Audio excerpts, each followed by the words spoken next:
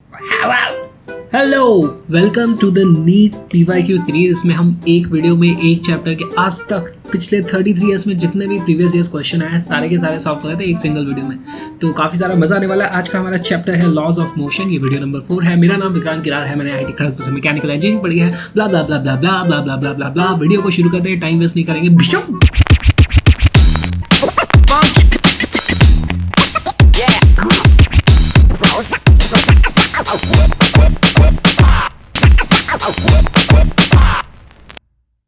Video start करने से पहले मैं आपको बता देता हूँ अनअकैडमी लर्निंग ऐप के बारे में। तो ये इंडिया का सबसे अच्छा प्लेटफॉर्म है किसी भी कॉम्पिटेटिव एग्जाम की तैयारी करने के लिए, चाहे वो नीट हो, IIT JEE हो, मेंस हो, एडवांस हो, CBSE फाउंडेशन, UPSC, आप नाम लो, जो भी कॉम्पिटेटिव एग्जाम है सबकी तैयारी आप अनअकैडमी प्लेटफॉर्म पे कर सकते हो। और यहाँ पे लाइव सेशंस होते हैं, इंडिया के टॉप एजुकेटर्स पढ़ाते हैं। हर हफ्ते नए नए बैचेस लॉन्च होते हैं। वहाँ पर आप अपने डाउट्स पूछ सकते हो, लाइव इंटरैक्ट कर सकते हो टीचर से। जैसे यहाँ पे भी लाइव इंटरैक्शन पॉसिबल नहीं है। और जब भी आप वहाँ पे टेस्ट देते हो तो आपको अपनी रैंक पता चलती है, आप अपने कॉम्पिटिशन में कहाँ स्टैंड करते हो, और ये भी पता चल जाता है साथ में कि आपको किस फील्ड में ज़्यादा मेहनत करने की ज़रूरत है, कौन सा टॉपिक आपका वीक रह रहा है। तो बहुत सारे फायदे हैं। आप एक लेवल अप कर सकते हो। उसके लिए आपको प्लस या आइकॉनिक सब्सक्रिप्शन लेना पड़ेगा। और जब भी आप सब्सक्रिप्शन लोगे मेरा कोड विक्रांत यूज़ करना। तो ये है। अच्छा, मेरी और भी लाइव क्लासेस होती हैं। तो अनअकैडमी पे फिजिक्स एंड गेम आप यूट्यूब पे सर्च कर सकते हो। उससे आपको इस एंड गेम यूट्यूब चैनल पे आ जाओगे। प्लीज़ उसको सब्सक्राइब कर लो। और मेरी लाइव क्लासेस जो होती हैं उसमें अगर आपको पढ़ना है तो बॉम्ब फिजिक्स उस सीरीज़ का नाम है। उसके लिए आप bit.ly/bombphysics इसको टाइप करना ब्राउज़र में, आप वहाँ पहुँच जाओगे। या bit.ly/physics एंड गेम से आपको एंड गेम सीरीज़ के सारे लाइन से वीडियोस मिल जाएंगे। तो अब ज़्यादा टाइम वेस्ट नहीं करूँगा मैं, वीडियो को स्टार्ट करते हैं। पहला टॉपिक जो हम पढ़ने वाले हैं वो है laws of motion. Laws of motion में पहला लॉ क्या होता है? 3 लॉ ऑफ मोशन होता है हमारे पास। First law is law of inertia. वो क्या बोलता है कि अगर कोई भी ऑब्जेक्ट जब तक उसके ऊपर नेट अनबैलेंस फोर्स एक्सटर्नल नहीं लगेगा तब तक उसका स्टेट ऑफ मोशन चेंज नहीं होगा। अगर वो मूव कर रहा था तो मूव करता रहेगा, यूनिफॉर्म मोशन होता रहेगा, उसका यूनिफॉर्म वेलोसिटी होगी, उसकी एक्सेलरेशन 0 होगा। अगर वो रुका हुआ था तो वो रुका हुआ ही रहेगा, अपने आप ऐसे चलना शुरू नहीं हो जाएगा। दूसरा लॉ क्या बोलता है? Force is equal to mass times acceleration.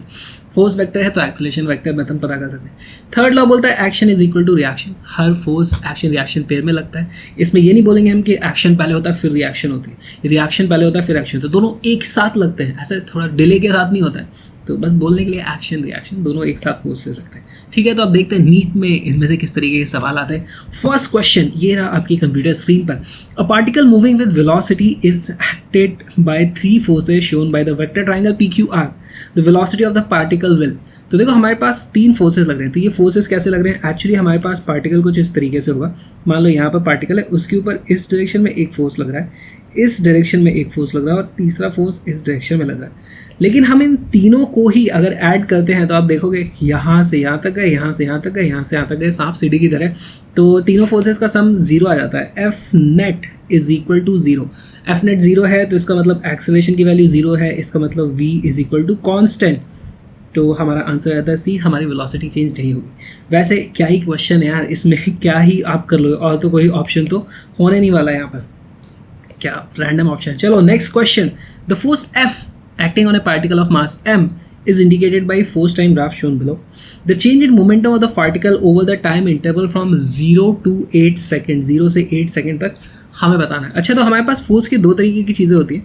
देखो हमें पता है कि इंटीग्रल F.ds वो होता है वर्क, ठीक है, और हमारे पास होता है इंटीग्रल F.dt वो क्या हो जाता है? Change in momentum. इसको हम इम्पल्स भी बोलते हैं। कितनी देर तक फोर्स लगा, F डेल्टा टी, वो बेसिकली हमारी इम्पल्स होती है। तो अगर हम ये F.dt करेंगे यहाँ पर तो हमको चेंज इन मोमेंटम मिल जाएगा। तो ये सारे एरिया पता कर लो। अच्छा, जो एरिया एक्स एक्सिस के ऊपर होता है वो पॉजिटिव होता है, ये वाला नेगेटिव होता है। तो ये वाला एरिया ऐड हो जाएंगे, ये वाला एरिया सबट्रैक्ट होगा। तो कौन सा एरिया? सबसे पहले हम इसको मार्क कर देते हैं। इसको बोल देता हूँ एरिया नंबर 1, इसको बोल दूँगा एरिया नंबर 2, इसको बोल देता हूँ एरिया नंबर 3। तो हमें करना 1 - 2 + 3 is going to be change in momentum. Okay, इसकी वैल्यू कितनी होने वाली है? वो एरिया नंबर 1 है, हाफ, ट्राइंगल है ना, हाफ × 2 × 6 माइनस 2 × 3 प्लस 4 × 3। तो इसका मतलब क्या हो जाता है? 6 - 6 + 12 यानी कि 12 न्यूटन सेकेंड। न्यूटन सेकेंड कहाँ से आया? देखो फोर्स की यूनिट न्यूटन है, इधर सेकेंड है, तो न्यूटन सेकेंड न्यूटन आ जाती है। आंसर आ जाता है हमारा C। Next question. A stone is dropped from height h, ठीक है, it hits the ground with a certain momentum p. If the same stone is dropped from a height 100% more than the previous height, यानी कि 2h से गिराएंगे हम उसको, the momentum when it hits the ground will change bye. तो देखो हमारे पास जब भी किसी हाइट h से कोई भी ऑब्जेक्ट गिरती है तो उसकी वेलोसिटी कितनी हो जाती है, √2gh. कहाँ से आएगी, देखो हमारे पास मान लो कोई भी पार्टिकल यहाँ से यहाँ तक हाइट h से गिरा है तो हम क्या लिख देंगे, half mv² is equal to mgh. जो भी पोटेंशियल एनर्जी कम हुई है वो काइनेटिक एनर्जी में कन्वर्ट हो जाएगी. यहाँ से देखो m से m कट जाएगा, हमारे पास v² की वैल्यू आ जाती है 2gh, यानी v is equal to √2gh आ जाता है. ओके, हमें क्या पता करना है, चेंज इन मोमेंटम, कितना मोमेंटम बढ़ जाएगा. तो पहले था v1 की वैल्यू थी √2gh, v2 की वैल्यू कितनी है, √2g. अब हाइट दोगुनी हो गई है, ठीक है, 100% इंक्रीज हो गया है, तो 100 से 200 हो गया है, ऐसे मान सकता हूँ. तो यहाँ पर आप इसको लिख सकते हो is equal to √2 times v1. v2 is equal to √2 times v1, या फिर 1.414 टाइम्स v1, या फिर मैं लिख सकता हूँ इसको 0.41 प्लस 1 इंटू v1. तो ये तो पहले से ही थी, v1 के बराबर तो पहले थी, एक्स्ट्रा कितना ऐड हो गया, 0.41. अच्छा, इसमें आप दोनों तरफ m से मल्टीप्लाई कर देते हो, mv2 is equal to mv1 1 plus 0.41, यानी कि हम बोल सकते हैं 41% हमारा एक्स्ट्रा इंक्रीज हुआ है. आंसर आता है हमारा बी. नेक्स्ट क्वेश्चन देखते हैं. A body under the action of a force f vector है हमारे पास, acquires an acceleration of 1 meter per second square.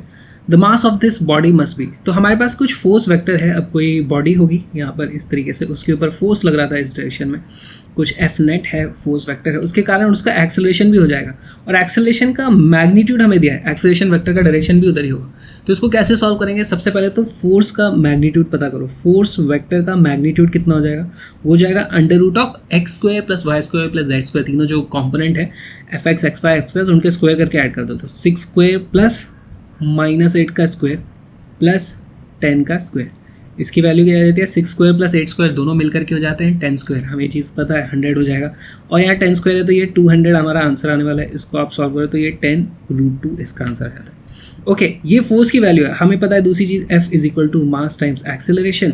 Force की वैल्यू हमने रख दी 10√2, मास हमें पता करना है, एक्सेलरेशन की वैल्यू है 1, तो यहाँ से मास की वैल्यू आ जाती है सीधे सीधे 10√2 किलोग्राम. ऑप्शन नंबर सी हमारा आंसर है. फ़ोन साइलेंट करना भूल गया, इसको मैं साइलेंट कर देता हूँ. नेक्स्ट क्वेश्चन देखते हैं. A body of mass m hits normally a rigid wall with velocity v and bounces back with the same velocity. सबसे पहले हम एक वॉल बना देते हैं, उसके ऊपर एक v वेलोसिटी से आई है, वापस v वेलोसिटी से बाउंस बैक हो गई है. हमें कुछ एंगल दिया है क्या, नॉर्मली, हाँ नॉर्मली गई है, तो 90 डिग्री के एंगल पे गई है. The impulse experience by the body is. तो इम्पल्स होती क्या है, इम्पल्स हो जाती है हमारी delta p, change in momentum, है ना. इस बॉल से कुछ दीवार ने कुछ फोर्स लगाया होगा, f जो भी लगाया होगा किसी टाइम के लिए लगाया होगा, वो वैसे तो टाइम वेरिंग फोर्स होता है. अगर ये फोर्स है, ये टाइम है, तो हमें नहीं पता वो किस तरीके से लगता है, झटके से एकदम से लगता है, बहुत ही कम टाइम के लिए. लेकिन अगर आप इसका एरिया निकालोगे तो अगर आप इंटीग्रल f dt करते हो यहाँ पे, तो उसकी वैल्यू आ जाती है चेंज इन डेल्टा p, और यही होता है हमारा इम्पल्स. तो इम्पल्स के लिए हमें चेंज इन मोमेंटम पता करना है. डेल्टा p की वैल्यू आ जाएगी m इंटू v जो फाइनल है, माइनस इनिशियल माइनस v होगी, ठीक है. एक अगर ये डायरेक्शन पॉजिटिव है तो ये नेगेटिव है, तो यहाँ पे आंसर आ जाता है हमारा फटाक से 2mv. आंसर मार्क कर देंगे हम सी. आगे चलेंगे और इसके साथ नेक्स्ट क्वेश्चन है. A 0.5 kilogram ball moving with speed of 12 meter per second strikes a hard wall at an angle of 30 degree. ठीक है, इस तरीके से किया. It is reflected with the same speed and at the same angle. हाँ ठीक है. If the ball is in contact with the wall for 0.25 second, the average force acting on the wall is. देखो तो यहाँ से इस पर कुछ इस तरीके का ही फोर्स लग सकता है. दीवार ऐसे टेढ़ा मेढ़ा फोर्स तो लगा नहीं सकती, क्योंकि चिकनी दीवार है, उस पर फ्रिक्शन नहीं है. फ्रिक्शन होता तो इधर उधर लग सकता है फोर्स. अब इसके कारण इस बॉल के मोमेंटम में कुछ चेंज आया होगा, ठीक है. तो क्या चेंज आया, देखो बॉल का नीचे की तरफ वाली वेलोसिटी तो अभी भी उतनी है, लेकिन इस डायरेक्शन वाली जो वेलोसिटी का कंपोनेंट था वो बदल गया. तो जो हमारे पास डेल्टा p की वैल्यू हो जाएगी, delta p is equal to f into delta t, जो भी फोर्स लगा था जिसकी वैल्यू हमें पता करनी, is equal to change in momentum. Change in momentum कितना हुआ है, इसका मास मल्टीप्लाइड बाय इसकी जो वेलोसिटी का ये कंपोनेंट है, फिर ये हो गया, तो दोनों का डिफरेंस करेंगे तो 2mv हो जाएगा, है ना. इज इक्वल टू 2mvx, मैं इसको यहाँ पे लिख सकता हूँ. तो इसकी वैल्यू आ जाती है, फोर्स हमें पता करना है, डेल्टा टी की वैल्यू है कितनी, 0.25 सेकेंड, यानी इसको मैं 1/4 सेकेंड लिख दूंगा, is equal to 2 into mass की वैल्यू है 1/2, और वी एक्स की वैल्यू कितनी हो जाएगी यार, ये 12 मीटर इस तरफ था, 12 मीटर पर सेकेंड, तो ये हो जाता है 12 cos 60 डिग्री यानी कि 12/2 यानी कि 6 मीटर पर सेकेंड। तो यहाँ से ये कट जाएगा और हमारे फोर्स की वैल्यू आ जाती है 24 Newton. Option number A correct है। और एग्जैक्ट सेम क्वेश्चन रिपीट हुआ है नीट में। देखो, a 3 kilogram ball strikes heavily rigid wall with a speed of 10 meter per second at an angle of 60 degree. Okay, it gets reflected with the same speed. हाँ ठीक है। If the ball is in contact for 0.2 second, तो देखो यहाँ पे हम क्या लिख देंगे, f डॉट डेल्टा टी जो कि हमारी इम्पल्स हो जाएगी is equal to twice of mass into velocity का x कॉम्पोनेंट। फोर्स की वैल्यू हमें पता करनी है, डेल्टा टी की वैल्यू इस बार 1/20 सेकेंड यानी कि 1/5 is equal to 2 into mass की वैल्यू है 3 किलोग्राम। वी एक्स की वैल्यू कितनी है, देखो यहाँ पर 10 इस तरीके से 10 मीटर पर सेकंड से आ रही थी, तो उसका ये वाला जो कंपोनेंट है 10 cos 30 डिग्री यानी कि 10√3/2। इसको हम लिखते हैं 10√3/2। 2 से 2 कट गया और हमारे पास फोर्स की वैल्यू आ जाती है 5 × 3 × 10 यानी कि 150√3 newton. Option number C correct है। Next question, if a cricketer catches a ball of mass 120 gram moving with a velocity of 20 meter per second, then he experiences a force, और वो लगभग 0.1 सेकेंड के लिए लगता है। तो इस बार क्या होगा, हमारे पास देखो ये बॉल थी कुछ और उसकी कुछ वेलोसिटी थी मान लो 20 मीटर पर सेकेंड। अब वो इधर उधर किधर भी जा रही होगी और फिर उसको कैच कर लिया, तो उसकी फिर फाइनली वेलोसिटी हो जाती है यहाँ पर 0। और इसमें हमारे पास कुछ फोर्स लगा होगा कुछ टाइम डेल्टा टी टाइम के लिए, जिसकी वैल्यू हो जाएगी change in momentum delta P. Final momentum कितना है 0 और इनिशियल मोमेंटम कितना था, मास यानी कि 0.15 kilogram into mass into initial velocity आएगा ना यहाँ पे 20। तो यहाँ से हमें पता चलता है force divided by 10 is equal to minus का 3। तो फोर्स की वैल्यू आ जाती है 30 न्यूटन। माइनस लगाओ प्लस लगाओ किधर भी लगाया, आंसर तो हमारा आ जाता है बी, न्यूमेरिक वैल्यू आ गई बी।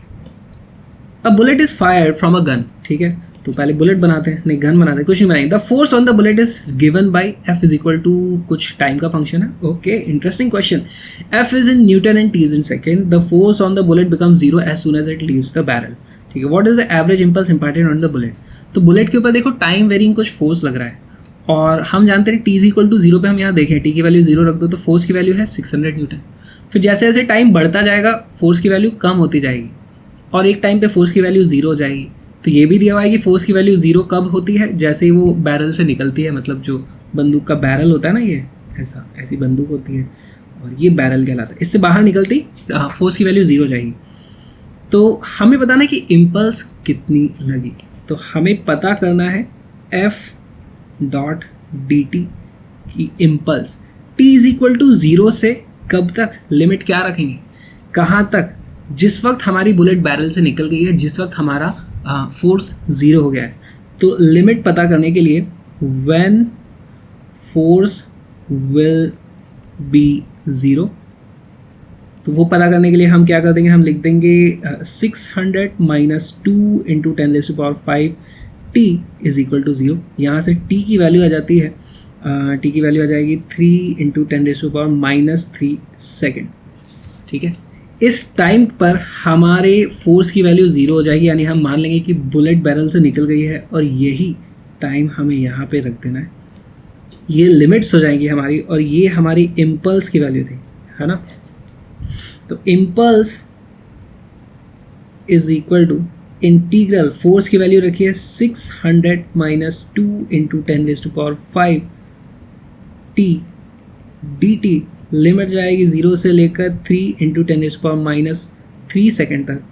इसको आप सिंप्लीफाई करोगे तो ये आ जाएगा 600 का इंटीग्रल क्या हो जाता है 600 टी हो जाएगा सीधे सीधे, तो ये हो जाएगा 600 और टी में लिमिट लगा देंगे हम 0 से लेकर 3 इंटू 10⁻³ तक, माइनस 2 इंटू 10⁵ है। टी का इंटीग्रल करोगे तो क्या हो जाता है वो t²/2, लिमिट क्या आ जाएगी 0 से लेकर 3 इंटू 10⁻³ तक। इसको आप सिंप्लीफाई करो तो यहाँ पर आ जाएगा 600 इंटू 3 इंटू 10⁻³ जिसकी वैल्यू हो जाती है 1.8 आ जाएगी, सॉरी, माइनस 2 इंटू 10⁵ और डिवाइडेड बाई 2 है तो ये 2 से 2 कैंसिल हो जाएगा और माइनस में t² है तो यानी कि 10⁻⁶ हो जाएगा, 339 हो जाएगा।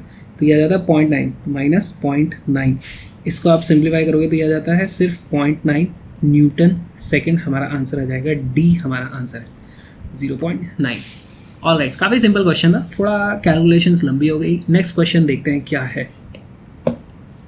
A 10 Newton force is applied on a body produces an acceleration of 1 meter per second square. The mass of the body is ऐसे सवाल क्यों देते हो भाई नीट वालों। F is equal to mass times acceleration, 10 Newton is equal to mass times 1, M is equal to 10। थोड़ा calculation तो करवा लेते, एक आध डिवाइड तो करवा लेते, कुछ मास एक्सेलरेशन की वैल्यू 2 दे देते कम से कम। Physical independence of force is a consequence of, यार ये ना, हाँ ये थ्योरेटिकल क्वेश्चन है, इसका जवाब मैं क्या ही समझाऊँ, पर समझाने की कोशिश करते हैं। देखो हमारे पास पूछा कि physical independence of force is a consequence of third law, second law, first law या ऑल ऑफ द अबव। हाँ, फिजिकल इंडिपेंडेंस क्या होता है, इसका मतलब समझो। फिजिकल इंडिपेंडेंस का होता है effect of a force on a body is independent of other forces. ठीक है, तो ये हमें पता था, लेकिन किसने बताया ये हमें? तो इनमें से क्या कोई लॉ है? पहली बात तो ये ऑब्जर्वेशन बेस्ड लॉ है ना। Every body continues its state of rest. अच्छा, हमारा फर्स्ट लॉ क्या बोलता है? इनर्शिया, कि every body continues its state of rest और uniform motion unless an external unbalanced force acts on it. Second force क्या है? जो अनबैलेंस फोर्स होगा वो मास टाइम्स एक्सेलरेशन हो जाएगा। और थर्ड होता है हमारा action is equal to reaction. तो इसका तो कोई लेना देना ही नहीं है, तो ऑल ऑफ द अबव और ये थर्ड लॉ, ये तो हमारे ऑप्शन में रहेंगे। अब बचता है सेकंड लॉ और फर्स्ट लॉ।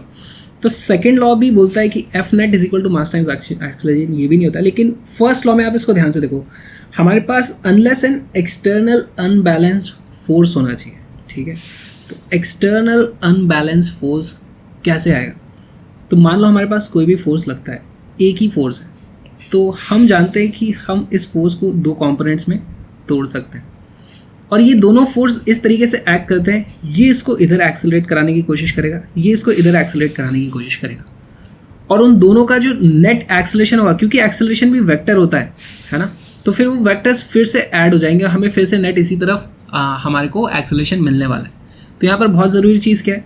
फोर्स भले ही एक था, उसके कॉम्पोनेंट आप कितने भी तोड़ लो, सब इस तरीके से एक्ट करेंगे कि सबके कारण अपना अपना इंडिविजुअल एक्सेलरेशन होगा, पर क्योंकि एक्सेलरेशन भी वेक्टर है, वो फिर ऐड होकर के इधर ही आ जाने वाला है। तो इसका आंसर एक्चुअली हो जाता है फर्स्ट लॉ ऑफ मोशन। इस तरीके के सवाल वैसे पूछने ही चाहिए। क्या सवाल है यार, ये 1991 में आया था। आई जस्ट होप कि ऐसे सवाल दोबारा ना आए, कुछ अच्छे सवाल बताओ यार। ये a particle of mass m is moving with a uniform velocity v1, okay, it is given an impulse such that its velocity becomes v2, okay, the impulse is equal to. अब एक तरफ वैसे सवाल थे, एक तरफ ऐसे सवाल है, तो हमारे पास mv1 इनिशियल उसका मोमेंटम रहा होगा, प्लस हमने उसको कुछ इम्पल्स दे दी जिसको हम बोल देते हैं डेल्टा, क्या बोल दूँ यार, इम्पल्स को आई लिख दूँ क्या, इज इक्वल, आई तो मोमेंट ऑफ इनर्शिया होता है, फिर बन जाती है हमारी mv2, हमारा फाइनल मोमेंटम हो जाता है। तो यहाँ से आई की वैल्यू क्या आ जाती है? mv2 माइनस mv1, या अगर आप m को कॉमन निकाल लोगे तो हमारे पास आ जाता है v2 माइनस v1। अच्छा, ये वेक्टर होगा, ये वेक्टर होगा, ये भी वेक्टर होगा, तो हमारे पास ऑप्शन कौन सा हो जाता है? ऑप्शन आ जाता है हमारा डी। बाकी तो ऑप्शन भी क्यों है यार, ये काइनेटिक एनर्जी है, ये भी नहीं होने वाला, ये मॉड वॉड तो नहीं होता है, तो आपको कुछ करने की भी ज़रूरत नहीं थी। Sand is being dropped on a conveyor belt at a rate of m kilogram per second. The force necessary to keep the belt moving with a constant velocity of v meter per second will be। अच्छा सवाल है। तो हमारे पास conveyor belt है इस तरीके से, यहाँ पर ये दो इस तरीके से ऐसे बेल्ट घूमती है, ये पहिए ऐसे घूमते, ये पहिए ऐसे घूमते, ये इधर घूमते, यहाँ पर ऊपर से हम रेत गिरा रहे हैं इस पर ऐसे, ठीक है, और इसकी वेलोसिटी कितनी है? v मीटर पर सेकेंड, और m किलोग्राम पर सेकेंड के हिसाब से नीचे गिर रही है। तो अब इसका मास बढ़ता जाएगा, यहाँ पे मास बढ़ता जाएगा बेल्ट पे, तो बेल्ट धीरे धीरे उसकी स्पीड कम होती जाएगी, लेकिन हमें उसे बनाए रखना है। तो देखो, एक सेकंड को कंसिडर करो, एक सेकंड में अगर इसके ऊपर कुछ मास m गिरता है और हमको अगर इस पर सेम इसकी वेलोसिटी मेंटेन रखनी है, तो इस मास की भी वेलोसिटी इस डायरेक्शन में v हो जानी चाहिए। तो हमारे पास एक्स्ट्रा मास कितना ऐड हो गया? m। हमारे पास वेलोसिटी उसकी नहीं चाहिए, हो चाहिए v, तो हमारे पास इस डायरेक्शन में mv इम्पल्स होनी चाहिए। इम्पल्स क्या होता है? f into delta t. Delta t की वैल्यू कितनी है? 1 सेकेंड को हमने कंसीडर किया था, तो फोर्स की वैल्यू सीधे सीधे आ जाती है mv, हमारा आंसर हो जाता है mv न्यूटन, ठीक है। लेकिन इसको सॉल्व करने का और एक तरीका भी आप लिख सकते हो, जैसे f integral f into D T is equal to change in f dt की वैल्यू कितनी हो जाती है? dp। थोड़े से टाइम इंटरवल में फोर्स लग रहा है, अगर उसके कारण जो इम्पल्स होती है वो चेंज इन मोमेंटम होती है। डीपी, यहाँ पर डीपी को हम लिख सकते हैं dp is equal to velocity, तो हमने कांस्टेंट रखी है तो dmv हो जाएगा। यहाँ वेलोसिटी यहाँ पे कांस्टेंट है तो वेलोसिटी को हम बाहर निकाल लेंगे, ये बचता है dm। तो force is equal to v dm by dt। dm by dt की वैल्यू है m, कैपिटल M, तो v कैपिटल M। इस तरीके से भी आप सॉल्व कर सकते हो। अगेन हमारा आंसर आ जाएगा a। नेक्स्ट क्वेश्चन देखते हैं। नेक्स्ट क्वेश्चन है ही नहीं, रॉकेट प्रोपल्शन आएगा। तो एक्चुअली पिछला क्वेश्चन भी रॉकेट प्रोपल्शन टाइप का ही था जहाँ पे वेरिएबल मास सिस्टम है। ऑलराइट, चलो रॉकेट प्रोपल्शन में देख लेते हैं। हमारे पास 3-4 फॉर्मूले होते हैं जो डिराइव करते हैं, उसको मैंने थ्योरी वीडियोस में करवाया हुआ है कई बार। एक्सेलरेशन क्या होता है? एक्सेलरेशन यू क्या होती है? देखो, इजेक्ट स्पीड, जब भी रॉकेट में से कुछ इजेक्ट कराया जाता है ना पीछे इस तरीके से, वो इजेक्शन वाली स्पीड है। आर क्या है? मास बर्न रेट, रेट को हमने आर से लिखे। और एम क्या है? एम एक टाइम का फंक्शन है। देखो रॉकेट के अंदर मास था, वो जल के बाहर फेंकता रहता है, तो रॉकेट का मास टाइम के साथ कम होता जाता है। तो एट एनी पर्टिकुलर टाइम जो भी उसका मास है हमें वो यहाँ पे रख देना है, ठीक है। तो इससे हमारा एक्सेलरेशन आता है। समय के साथ मास की वैल्यू कम होती जाएगी, यानी समय के साथ रॉकेट का एक्सेलरेशन बढ़ता जाएगा। तो यानी लॉन्च के वक्त सबसे ज़्यादा होता है रॉकेट का मास, यानी लॉन्च के बाद उसका एक्सेलरेशन सबसे कम होता है, फिर एक्सेलरेशन उसका बढ़ता ही जाता है। Mass at any time T की वैल्यू क्या हो जाएगी? M not minus R T. M not क्या था? Initial mass at T is equal to 0 minus R, जो भी रेट से उसका सामान चल रहा था अंदर का फ्यूल, और टी से मल्टीप्लाई कर दोगे, ठीक है। यहाँ पे आप ये भी देख सकते हो D M by D T की वैल्यू हो जाती है माइनस आर, ठीक है। इसको डिफ्रेंशिएट कर दोगे। अच्छा, फिर आप यहाँ पर एक्सेलरेशन आ गया हमारे पास, टाइम का फंक्शन है एक्सेलरेशन। इनिशियल वेलोसिटी हम 0 लेकर के उसको अगर इंटीग्रेट कर देते हैं तो हमारे पास ये फॉर्मूला आ जाता है कि velocity at any time, rocket की वेलोसिटी होगी कुछ, इज इक्वल टू यू, जो इजेक्शन की स्पीड है। ये रॉकेट की इनिशियल स्पीड नहीं है, रॉकेट की इनिशियल स्पीड तो 0 ही थी। ln natural log M nought initial mass divided by जो भी रॉकेट का उस टाइम पे मास बचा हुआ है, ये आ जाता है हमारे पास। तो इसमें एम टी की वैल्यू आप यहाँ से रख दोगे तो ये फॉर्मूला आता है। बस यार ये इतने से ही फॉर्मूले हैं, ठीक है। ये 2-3 फॉर्मूले याद कर लोगे आप तो एक्चुअली इन 2 से ही काम हो जाएगा, ये तो याद करने लायक फॉर्मूले भी नहीं है। चलो तो क्वेश्चन सॉल्व करना शुरू करते हैं। बहुत ही लल्लू से सवाल होगा इसमें 3-4। अ 5000 kilogram rocket is set for vertical firing, ठीक है, ऊपर उड़ाना उसको। द एग्जॉस्ट स्पीड इज इतना, ठीक है। To give an initial upward acceleration of 20 meter per second square, the amount of gas ejected per second of the supply thrust needed will be. तो देखो एक्सेलरेशन का फॉर्मूला क्या होता है? Acceleration is equal to u r upon m, जो भी उस time पे मास था। क्योंकि हम टी इज इक्वल टू 0 की बात कर रहे हैं, इनिशियल की बात कर रहे हैं, तो हम इसकी वैल्यू क्या कर देंगे? हम इसको बोल देंगे एम नॉट, ठीक है। तो यू एग्जॉस्ट स्पीड हमारे पास दी हुई है 800 इंटू आर हमें पता करना है, divided by m nought initial mass है 5000। इसकी वैल्यू किसके बराबर होनी चाहिए? इनिशियल एक्सेलरेशन के बराबर। तो इनिशियल एक्सेलरेशन कितना होना चाहिए हमारा? 20 मीटर पर सेकेंड स्क्वायर। और यहीं पे हमारा सवाल गलत हो जाता है। तो ये 20 तब आता जब हम फ्री स्पेस में, जहाँ पे कोई ग्रेविटी वगैरह नहीं है, उस वक्त हमें अगर इस तरफ 20 मीटर पर सेकेंड स्क्वायर का एक्सेलरेशन चाहिए, तब हम यहाँ पे 20 लिखते हैं। लेकिन अभी क्या है, वो अर्थ की सर्फेस पे ऐसे रॉकेट खड़ा हुआ है, वर्टिकल फायर करना ना, उसको ऐसा लिखा। तो अगर इसमें कोई भी रॉकेट को हम ऑफ कर दें तो नीचे जी से वो एक्सेलरेट होता है ना। लेकिन उसका नेट एक्सेलरेशन अगर मैं ऊपर 3g करूँगा तभी इन दोनों एक्सेलरेशन का वेक्टर सम कर दोगे तो ऊपर की तरफ 2g के बराबर आने वाला है। तो यहाँ पर हमें 20 की जगह यहाँ पर हमें वैल्यू रखनी होगी 30। तो यहाँ पे मैं रख दूँगा 30। अब देखो ये 0 से ये 0 से ये 0, ये 0 कैंसिल, और रेट की वैल्यू आ जाती है 50 इंटू 30 डिवाइडेड बाई 8, यानी कि इसको आप सॉल्व करोगे तो कितना आ जाता है? ये 15 इंटू 25 डिवाइडेड बाई 2, सॉल्व करो इसको तो आता है 187.5 किलोग्राम पर सेकेंड। तो ये हमारा ऑप्शन हो जाएगा बी। नेक्स्ट क्वेश्चन देखते हैं रॉकेट प्रोपल्शन में और क्या हो रहा है। A 600 kilogram rocket is set for a vertical firing. Again फिर से वर्टिकल फायरिंग हो रही है। If the exhaust speed is 1000, the mass of the gas ejected per second of the supply overcome the weight of the rocket is, ठीक है। तो इस बार क्या है, हमें से पूछा है कि देखो भाई हमारे पास ऐसे अर्थ थी और ये हमारे पास रॉकेट था, अब वर्टिकली फायर होना है और उसको सिर्फ अपने वेट को ही ओवरकम करना है। तो वेट को ओवरकम करना था, ये देखो रॉकेट ऑफ होता है तो नीचे जी से गिरता। अगर रॉकेट के थ्रस्ट के कारण इस पर इतना फोर्स लगता है कि इसका एक्सेलरेशन की वैल्यू जी होती फ्री स्पेस में, तो यानी हमारी अर्थ के ऊपर वो बस वेट को ओवरकम किया उसने। तो हम लिख देंगे a is equal to u r upon m, m nought की वैल्यू लिख देता हूँ मैं, इज इक्वल टू जी हो जाना चाहिए यहाँ पर, है ना। तो u की वैल्यू कितनी थी? 1000 into r is equal to g की वैल्यू मैं ले लेता हूँ 10 डिवाइडेड बाय एम नॉट की वैल्यू है 600, ये कट जाता है, ये कट जाता है, रेट की वैल्यू आ जाती है 6 kg/s। आंसर है हमारा सी। नेक्स्ट क्वेश्चन देखते हैं। If the force on a rocket moving with a velocity of 300 meter per second is इतना, then the rate of combustion of fuel is. इसको कैसे सॉल्व करोगे? इसको सॉल्व करना बड़ा आसान है। देखो, एक रॉकेट पे फोर्स लग रहा है अलग से।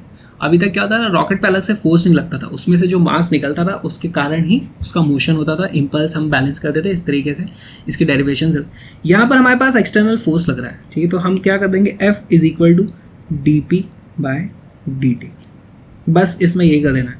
P क्या होता है, dmv/dt। यहाँ पर mdv/dt प्लस vdm/dt। अब देखो यहाँ पर कुछ चीज़ें यार, है ना, ये क्वेश्चन इतना आई डोंट थिंक अच्छा सवाल है ये।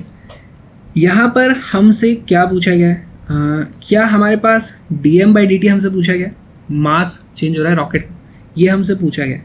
वेलोसिटी हमें दी गई है, हमें फोर्स भी दिया गया है ना। और mdv/dt में हमारे पास रॉकेट का मास तो है ही नहीं, इस वक्त रॉकेट का क्या मास है हमारे पास है नहीं। और dv/dt भी हमारे पास पता नहीं हमें, क्या ये वेलोसिटी कांस्टेंट है? हाँ, ये तो बताया नहीं है कांस्टेंट वेलोसिटी से घूम रहा है। तो इसमें आपको अज्यूम करना पड़ेगा कि रॉकेट में अगर एक्सटर्नल फोर्स नहीं लगाया जाता है तो रॉकेट अपने आप एक्सेलरेट करता है। यहाँ पे इनने फोर्स लगाया तो मे बी उसके कारण वेलोसिटी कांस्टेंट हो जा रही होगी, तो ये वाली टर्म हमारे पास ज़ीरो हो जाती है, तभी आप इसको सॉल्व कर पाओगे, नहीं तो आप इसे सॉल्व ही नहीं कर सकते इस क्वेश्चन को। तो फोर्स की वैल्यू है, अब आ जाती है देखो 345 इज इक्वल टू 300 dm/dt, जो हमें पता करना है उसको मैं रेट r लिख देता हूँ, यानी r is equal to 345 divided by 300, यानी कि 1.15 kg/s। बहुत अच्छा सवाल, इसको नहीं बोला जाएगा, गंदा ही सवाल है पर सिंपल तो है। नेक्स्ट क्वेश्चन देखते हैं। A satellite in a force-free space sweeps stationary interplanetary dust at rate of dm/dt is equal to alpha v. The acceleration of the satellite is. पता नहीं यार ये मतलब क्या सवाल है, हमें देखो मुझे तो समझ में नहीं आया क्या हो रहा है, लेकिन इसको सॉल्व करना मुझे आ गया। कैसे? फोर्स फ्री स्पेस है, ठीक है, फोर्स फ्री स्पेस है, तो हमारे जो भी सिस्टम है उसके ऊपर कोई एक्सटर्नल फोर्स नहीं लगा, तो हम लिख सकते हैं उसका dp/dt की वैल्यू 0 रहने वाली है। p क्या होता है, dmv/dt, है ना। इसको मैं लिख सकता हूँ mdv/dt प्लस vdm/dt, दोनों को 0 कर देना। ओके, हमें बोला गया है कि dm/dt की वैल्यू है अल्फा v, ठीक है, तो यहाँ से मैं लिख दूंगा। अच्छा, और dv/dt जो होता है ये होता है हमारा एक्सेलरेशन, तो mass times acceleration plus v into dm/dt की वैल्यू कितनी दी है, alpha v is equal to 0, यानी कि acceleration is equal to minus alpha v square divided by m, जो भी उसका m था उस टाइम पे। तो ये एक्सेलरेशन की वैल्यू भी कांस्टेंट नहीं है, आप देखो यहाँ पे, क्योंकि उसमें से कुछ एग्जॉस्ट हो रहा है ना, तो ये मास समय के साथ बदलता रहेगा, at any particular time instant है ये, जिसको मैं mt लिख दूंगा इस तरीके से। वेलोसिटी भी, अब क्योंकि एक्सेलरेशन है तो वेलोसिटी भी बदल ही रही होगी यार, तो वेलोसिटी भी टाइम का फंक्शन होनी चाहिए। मतलब क्या क्वेश्चन है ये, बहुत ही अधूरा सा क्वेश्चन, लेकिन आंसर आ चुका है हमारा, तो इसको हम मार्क कर देंगे, आंसर हमारा बी।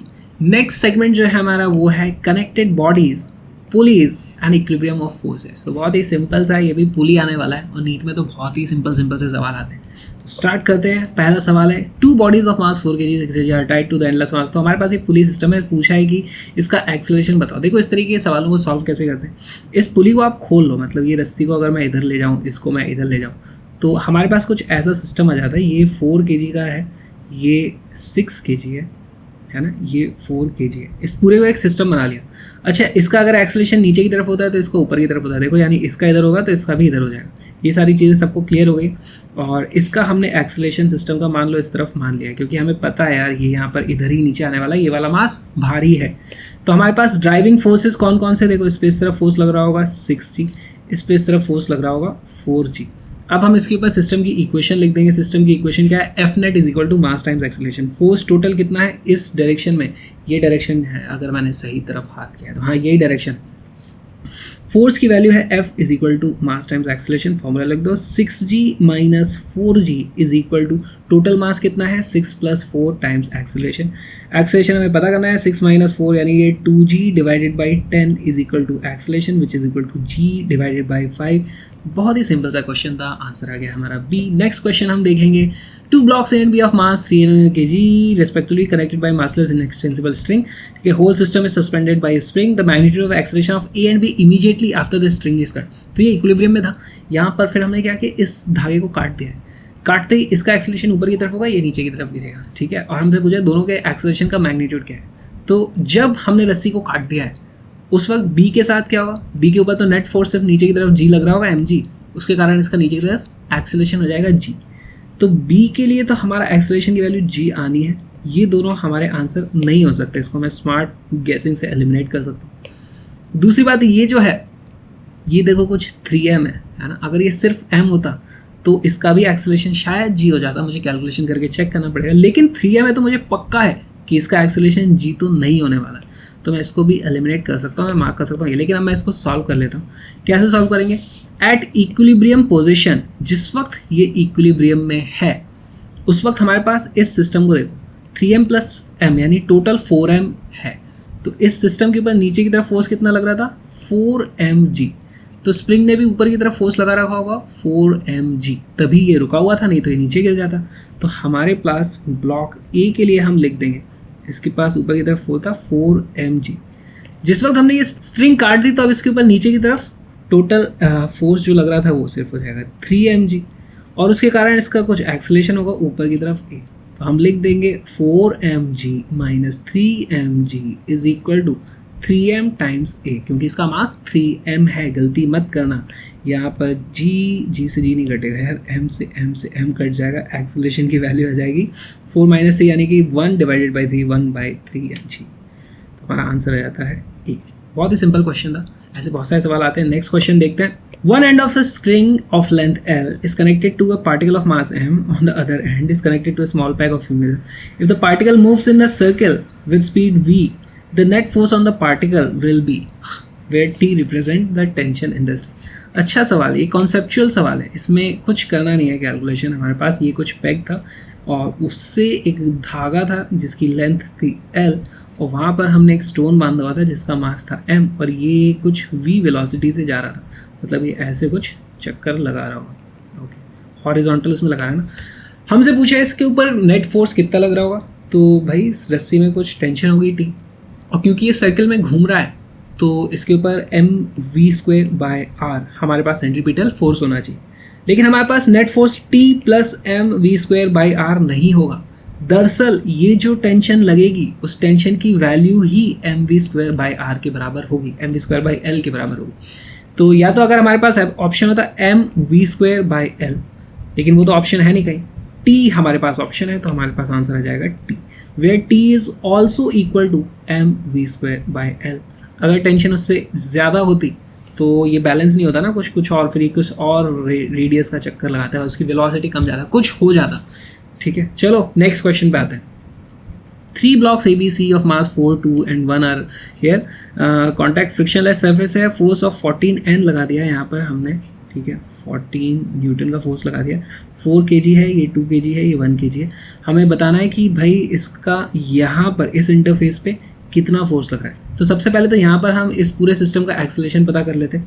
तो force is equal to mass times acceleration. Force की वैल्यू है 14, टोटल मास सिस्टम का कितना है 4 + 2 + 1, तो 4 + 2 + 1 एक्सेलरेशन, तो इज इक्वल टू 7 × a 14। यहाँ से एक्सेलरेशन की वैल्यू आ जाती है 2 मीटर/सेकंड स्क्वायर। अब देखो इस वाले पार्ट को देखते हैं हम। ब्लॉक ए का अगर मैं फ्री बॉडी डायग्राम बनाऊँ, ये है मेरा ब्लॉक ए, इसके ऊपर इधर फोर्स लगा था 14, ये वाला n जो नॉर्मल रिएक्शन होगा इनके बीच में यहाँ पर वो हमें पता करना है, और इसका एक्सेलरेशन कितना है वो हम पता कर चुके हैं 2 मीटर/सेकंड स्क्वायर। तो यहाँ पर मैं लिख सकता हूँ 14 - n is equal to mass कितना है 4 × एक्सेलरेशन है 2, तो यहाँ से n की वैल्यू आ जाएगी 14 - 8 यानी कि 6 न्यूटन। हमारा आंसर आता है ए। बहुत सिंपल क्वेश्चन था। नेक्स्ट क्वेश्चन देखते हैं। 2 blocks m1 and m2 are hung vertically over a light friction pulley. What is the acceleration of the mass? अरे यार ये बहुत ही सिंपल है, अभी तो ऐसा सवाल किया था हमने। इसको आप ऐसे कर लो, ये m1 है, ये हमारा M2 है, M1 है। इस तरफ इसमें फोर्स लग रहा है, ये था कितना 10 ग्राम, ये था हमारा 5 ग्राम, तो इस पे लग रहा है 10G। किलोग्राम को मैं ग्राम कर दिया तो हमारा फ़र्क नहीं पड़ेगा, क्योंकि आंसर तो इंडिपेंडेंट ऑफ मास आता है हमेशा, सॉरी इंडिपेंडेंट ऑफ यूनिट, क्योंकि वो कट जाएगी यार इफेक्टिवली। तो मैं इसको यहाँ पे 5G लिख रहा हूँ। ओके, सब ग्राम में चल रहा है, ग्राम में चल रहा है। और इस तरफ एक्सेलरेशन में मान लेता हूँ A, तो हमारे पास इक्वेशन क्या हो जाएगी 10G minus 5G is equal to 10 प्लस 5 15 टाइम्स A, यानी कि G/3 is equal to acceleration. Answer आ गया हमारा A। बहुत ही सिंपल था। तो अब आपको क्या करना है, आपको मेंटली ये वाली सारी कैलकुलेशंस कर लेनी है, आपको ये डायग्राम अलग से बनाने की ज़रूरत नहीं है। हमेशा देखना ड्राइविंग फोर्स क्या है इस तरफ, ये वाला क्योंकि ज़्यादा है तो मैंने इसको ड्राइविंग फोर्स बोल दिया, और ये रेजिस्ट कर रहा है उस मोशन को, ये चाहेगा ना कि उधर मत जाओ, पर फिर भी जीतेगा तो यही वाला। तो इस तरीके से आप सॉल्व कर लेना। Okay, a system consist of 3 masses, हमारे पास 3 मासेस है और सबका मास हमें M1 M2 M3 1 M के बराबर दिया हुआ है। तो कंफ्यूजिंग डायग्राम क्यों बनाया यार, ठीक है। और कोफिशिएंट ऑफ फ्रिक्शन की वैल्यू यहाँ पर म्यू है, ठीक है। तो डाउनवर्ड एक्सेलरेशन हमें बताना है, तो इसकी वैल्यू है सिर्फ M, इसकी वैल्यू है M, इसकी वैल्यू है M। तो हमारे पास ड्राइविंग फोर्सेस क्या क्या लग रहे हैं, ड्राइविंग फोर्स यानी कि यहाँ पर इसको इस तरफ जाएगा तो ये ऐसे ही नीचे उल्टे डायरेक्शन में तो जाएगा नहीं, तो इसका पहले एक्सेलरेशन मार्क कर दो इस तरफ, भाई इसका एक्सेलरेशन है A। ड्राइविंग फोर्स क्या है, नीचे की तरफ ये mg खींचना चाहेगा, ड्राइविंग फोर्स है mg। इसको रेजिस्टिंग फोर्स क्या है, रेजिस्ट कौन कौन कर रहा है, इस तरफ आने से कौन रोक रहा है, भाई यहाँ फ्रिक्शन लग रहा होगा, यहाँ फ्रिक्शन लग रहा होगा। फ्रिक्शन कितना लगता है, mu times normal reaction. Normal reaction यहाँ पर नॉर्मल रिएक्शन कितना है, mg के बराबर, तो 2 बार 2 इंटू म्यू इंटू mg है ना, क्योंकि 2 ब्लॉक है, 2 बार फ्रिक्शन लग रहा हो। और टोटल सिस्टम का मास कितना है 3m, तो हम लिख देंगे driving force minus resisting force is equal to mass of systems time acceleration. Driving force है mg minus 2 mu mg is equal to 3 mass times acceleration. देखो क्या क्या चीज़ें कट गई, m से m कट गया, और हमारे एक्सेलरेशन की वैल्यू आ जाती है, acceleration is equal to g into 1 minus 2 mu upon 3। Option हमारा कौन सा है, सी हमारा आंसर आ जाता है। नेक्स्ट क्वेश्चन देखते हैं।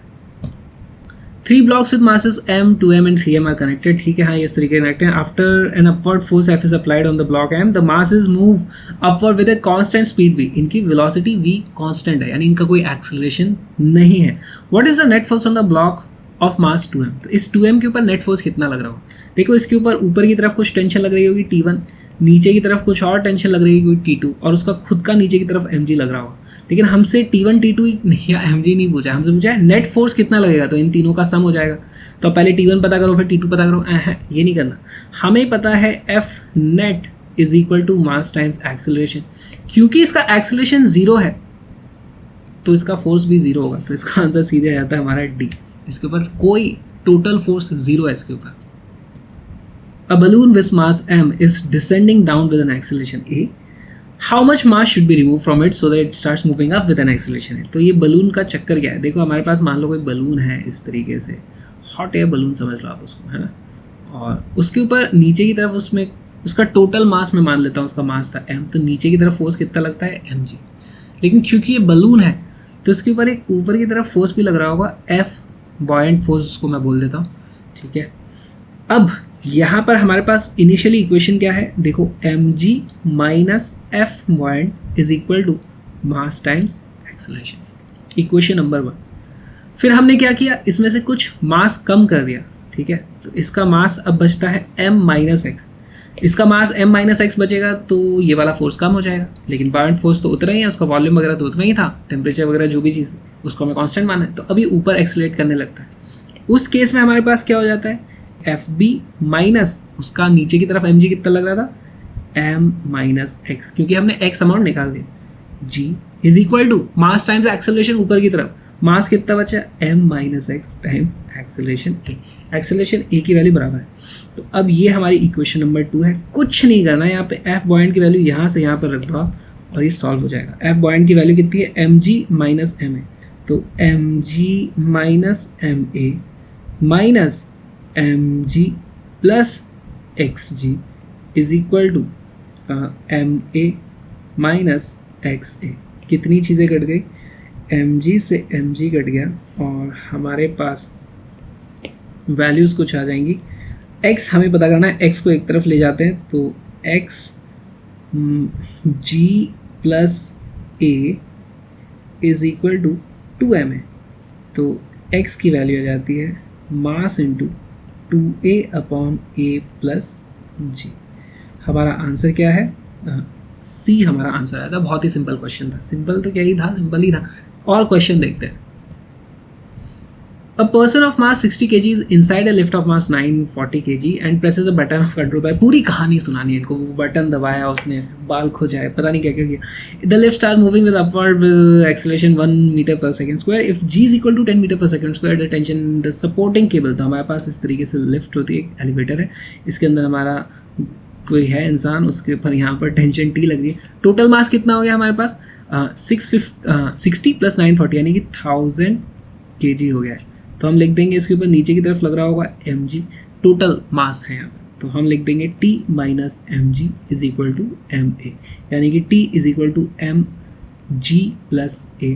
मास की वैल्यू कितनी है? टोटल 1000, g की वैल्यू 10 लेनी है, ऊपर की तरफ एक्सेलरेशन 1 है, तो ये इंटू 10 प्लस 1 यानी कि 11 हो जाएगा, तो आंसर हो जाएगा 11 kilo newton, option number C. Next question देखते हैं। 3 forces acting on a body are shown in the figure to have the resultant force only along the y direction. The magnitude of the minimum additional force needed is। तो यहाँ पर हमारे पास 3 forces हैं, इन सभी का आप जो भी एडिशन करोगे हमारे पास उसका रिजल्टेंट आना चाहिए सिर्फ y डायरेक्शन में। तो इनके x डायरेक्शन वाले कंपोनेंट आपस में कैंसिल आउट हो जाने चाहिए। अगर वो कैंसिल आउट नहीं कर रहे हैं तो हम एक ऐसा फोर्स ऐड करेंगे जिसकी वजह से x डायरेक्शन वाले सारे के सारे फोर्सेस कैंसिल आउट हो जाए।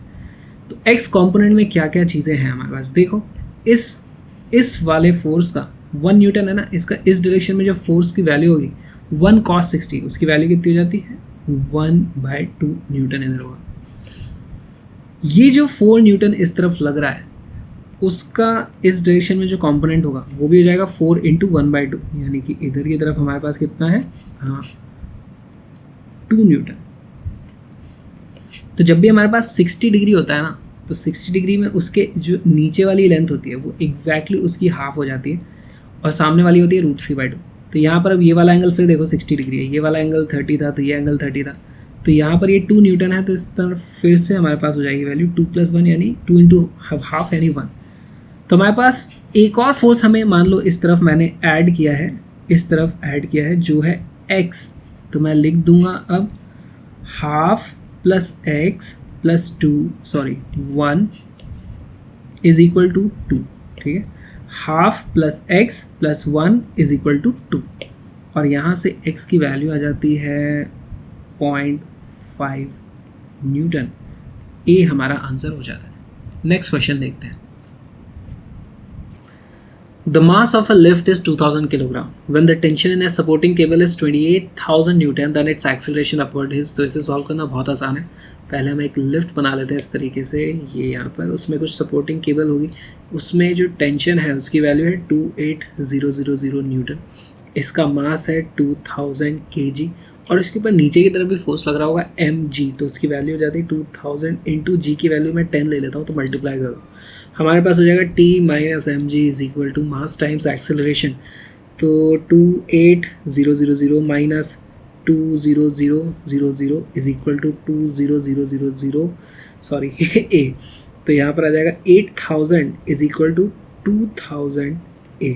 तो एक्सेलरेशन की वैल्यू आ जाती है यहाँ से 4 मीटर पर सेकेंड स्क्वायर। किस डायरेक्शन में होगा? देखो, ऊपर की तरफ वाला फोर्स ज़्यादा था तो ये ऊपर जा रही होगी इस तरीके से, तो हमारा आंसर हो जाता है ए। नेक्स्ट क्वेश्चन देखते हैं। The coefficient of static friction μs between block A of mass 2 kg and table is 0.2, ठीक है। What should be the maximum mass of value block B का मैक्सिमम मास कितना हो सकता है कि ये नीचे ना है? तो देखो, ये नीचे आने की कोशिश करेगा, लेकिन यहाँ पर स्टैटिक फ्रिक्शन इस तरीके से लगेगा। अब स्टैटिक फ्रिक्शन की भी एक लिमिटिंग वैल्यू होगी, मैक्सिमम वैल्यू उसकी कुछ हो सकती है, जो कितनी होती है μ टाइम्स n। यहाँ पे n की वैल्यू कितनी है? ये इसका जो mg है। तो हमारे पास जो रेजिस्टिव फोर्स है जो रोकने की कोशिश कर रहा है उसको, इस फोर्स की वैल्यू है F is equal to μ times n which is equal to 0.2 × 2 × g की वैल्यू हमें 10 लेनी है, तो यहाँ से 4 न्यूटन की वैल्यू आ जाती है। अब अगर इस रस्सी में टेंशन मैक्सिमम हो सकती है 4 न्यूटन, तो यहाँ पे भी टेंशन होगी 4 न्यूटन, जो कि इसके mg के बराबर होगी, क्योंकि ये वाला ब्लॉक तो ऊपर नीचे कहीं भी मूव नहीं कर रहा है। तो यहाँ पर हम लिख देंगे mg is equal to 4 newton, यानी कि m is equal to 4 divided by 10 which is equal to 0.4 kilogram. हमारा आंसर आ जाता है ए। नेक्स्ट क्वेश्चन पे आते हैं। A block of mass m is placed on a smooth inclined wedge of inclination theta degree का इसका inclination है। The wedge is given an acceleration of a, इस तरफ एक्सेलरेट कर दिया। The relation between a and theta for the block to remain stationary। तो देखो अगर a की वैल्यू मैं बहुत ज़्यादा कर दूंगा तो ये ब्लॉक पीछे की तरफ सरक जाएगा, a की वैल्यू 0 कर दूंगा तो ये g sin थीटा से नीचे की तरफ एक्सेलरेट हो जाएगा। तो a की कुछ वैल्यू होगी जिसमें ये स्टेशनरी, ये मूव नहीं कर रहा है, यहाँ पे कोई फ्रिक्शन नहीं है ना, फ्रिक्शन नहीं है। तो इसको हम किस तरीके से सॉल्व करेंगे, देखो यहाँ पर इसके ऊपर इस डायरेक्शन में कुछ लग रहा होगा नॉर्मल रिएक्शन, साथ में इसके ऊपर इस डायरेक्शन में एक फोर्स लग रहा होगा mg, और यहाँ पर हमारे पास ये है एंगल थीटा। अब ये इस तरफ एक्सेलरेट कर रहा है, तो हम बोल देंगे अगर हम इसी वेज के ऊपर बैठ जाएं तो हमारे पास सूडो फोर्स लगेगा, तो हम बोल सकते हैं यहाँ पर इस डायरेक्शन में इसके ऊपर फोर्स लगेगा ma। तो हमें क्या करना है, ma प्लस mg दोनों मिलाकर के इसके बराबर होने चाहिए, ठीक है। यानी कि इस n का जो ये वाला कंपोनेंट होगा उसकी वैल्यू mg के बराबर हो जाएगी, और इस नॉर्मल का ये वाला जो कंपोनेंट होगा उसकी वैल्यू इसके बराबर हो जाएगी। तो यहाँ पर हमारे पास आ जाता है सीधे सीधे tan theta is equal to ये वाली लेंथ डिवाइडेड बाय ये वाली लेंथ, वही जाएगा परपेंडिकुलर अपॉन बेस, तो वो जाता है ma डिवाइडेड बाई mg, यानी कि a बाय g। तो a is equal to g tan theta हमारा आंसर आता है। बहुत ही सिंपल था क्वेश्चन।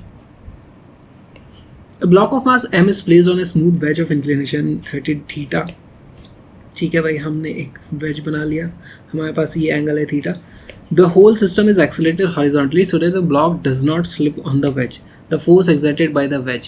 ओके, तो सेम ही क्वेश्चन है पिछली बार जैसा। अच्छा, यहाँ के इसके ऊपर एक ब्लॉक रख देते हैं। पहले हमने ब्लॉक रख दिया, इसको किस डायरेक्शन में एक्सेलरेट करेंगे, हम इधर करेंगे तो ये मूव कर ही जाएगा, इसको हमें इस तरफ एक्सेलरेट करना होगा, इसका कुछ इस डायरेक्शन में एक्सेलरेशन है। अच्छा, यहाँ पर ऊपर इसी तरफ ऐसे नॉर्मल रिएक्शन लग रही होगी, साथ में इसके ऊपर force exerted by the block as a wedge, ये हमें पता करना। इसके ऊपर नीचे की तरफ लग रहा था फोर्स mg।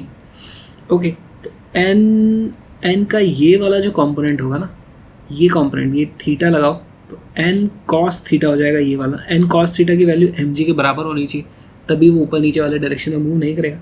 और n का जो साइन थीटा होता है, n sine theta is equal to mass times acceleration उसके। तो इसका तो हमें ज़रूरत नहीं है, हमें सिर्फ ये कर देना n cos theta is equal to mg। ये बात ध्यान रखना, अगर ये एंगल थीटा है तो ये वाला एंगल थीटा होता है, ये चीज़ पता होनी चाहिए। तो आप अज्यूम करो अगर थीटा की वैल्यू बहुत ही कम होती, ऐसा होता है भाई, तो हमारा ये ब्लॉक ऐसे आता और इसका जो एंगल बनता वो भी बहुत ही छोटा बन जाता। तो इस तरीके से आपको देखना होता। हमारा आंसर यहाँ से क्या आ जाता है, n is equal to mg divided by cos theta. A is our answer. बहुत सिंपल था। नेक्स्ट क्वेश्चन देखते हैं। A lift weighing 1000 kg is moving upwards with an acceleration of 1 meter per second square. Tension in the cable कितनी होगी? बहुत ही simple question यार। वैसे तो इसको मुंह जबानी किया जा सकता है। ऊपर की तरफ इसमें कुछ टेंशन लग रही है, नीचे की तरफ mg लग रहा है। इसका ऊपर की तरफ एक्सेलरेशन a है, हम लिखेंगे t minus mg is equal to ma। t is equal to mass into g plus acceleration. Option देख के मुझे लग रहा है g की वैल्यू 9.8 ली गई है, a की वैल्यू 1 है, तो हमारे पास इसकी वैल्यू आती है m इंटू 9.8 प्लस 1 10.8। मास की वैल्यू कितनी है 1000 kg, तो अपने पास आंसर आया था 10800 न्यूटन। ये रहा हमारा answer B. Next question. A man weighing 80 kg stands on a weighing scale in a lift which is moving upward. ऊपर जा रही है एक लिफ्ट, 80 किलो का इंसान है, 5 का एक्सेलरेशन है उसका, तो उसके ऊपर एक सूडो फोर्स नीचे की तरफ लग जाएगा। कितना? अगर हमारी g की वैल्यू 10 होती है तो सूडो फोर्स g/2 लग रहा है, तो एक्चुअली उसका जो भी वजन था उसका 1.5 टाइम्स आंसर आने वाला है। हमारा नॉर्मल रिएक्शन की वैल्यू इतनी आएगी। फिर भी इसको सॉल्व करते हैं। मान लो हमारे पास ये एक लिफ्ट है, लिफ्ट में वेइंग स्केल है, उसमें उसके ऊपर यहाँ पे हमारा इंसान ऐसे खड़ा है। ओके, तो ये उसके ऊपर कुछ नॉर्मल रिएक्शन लग रहा है, उसके ऊपर नीचे की तरफ mg लग रहा है। हम लिख देंगे n minus mg is equal to, उसका ऊपर की तरफ एक्सेलरेशन है कितना, mass times acceleration, n is equal to m into ji plus a, यानी कि मास की वैल्यू कितनी थी 80 इंटू जी की वैल्यू कितनी थी 10 प्लस 5 यानी कि 15 इंटू 80 और उसकी वैल्यू आ जाती है 1200 न्यूटन। ये हमारा आंसर आ गया। A monkey of mass 20 kg is holding a vertical rope. ये वैसे ही क्वेश्चन है पिछली बार जैसा। Rope will not break if mass of 25 kg is suspended.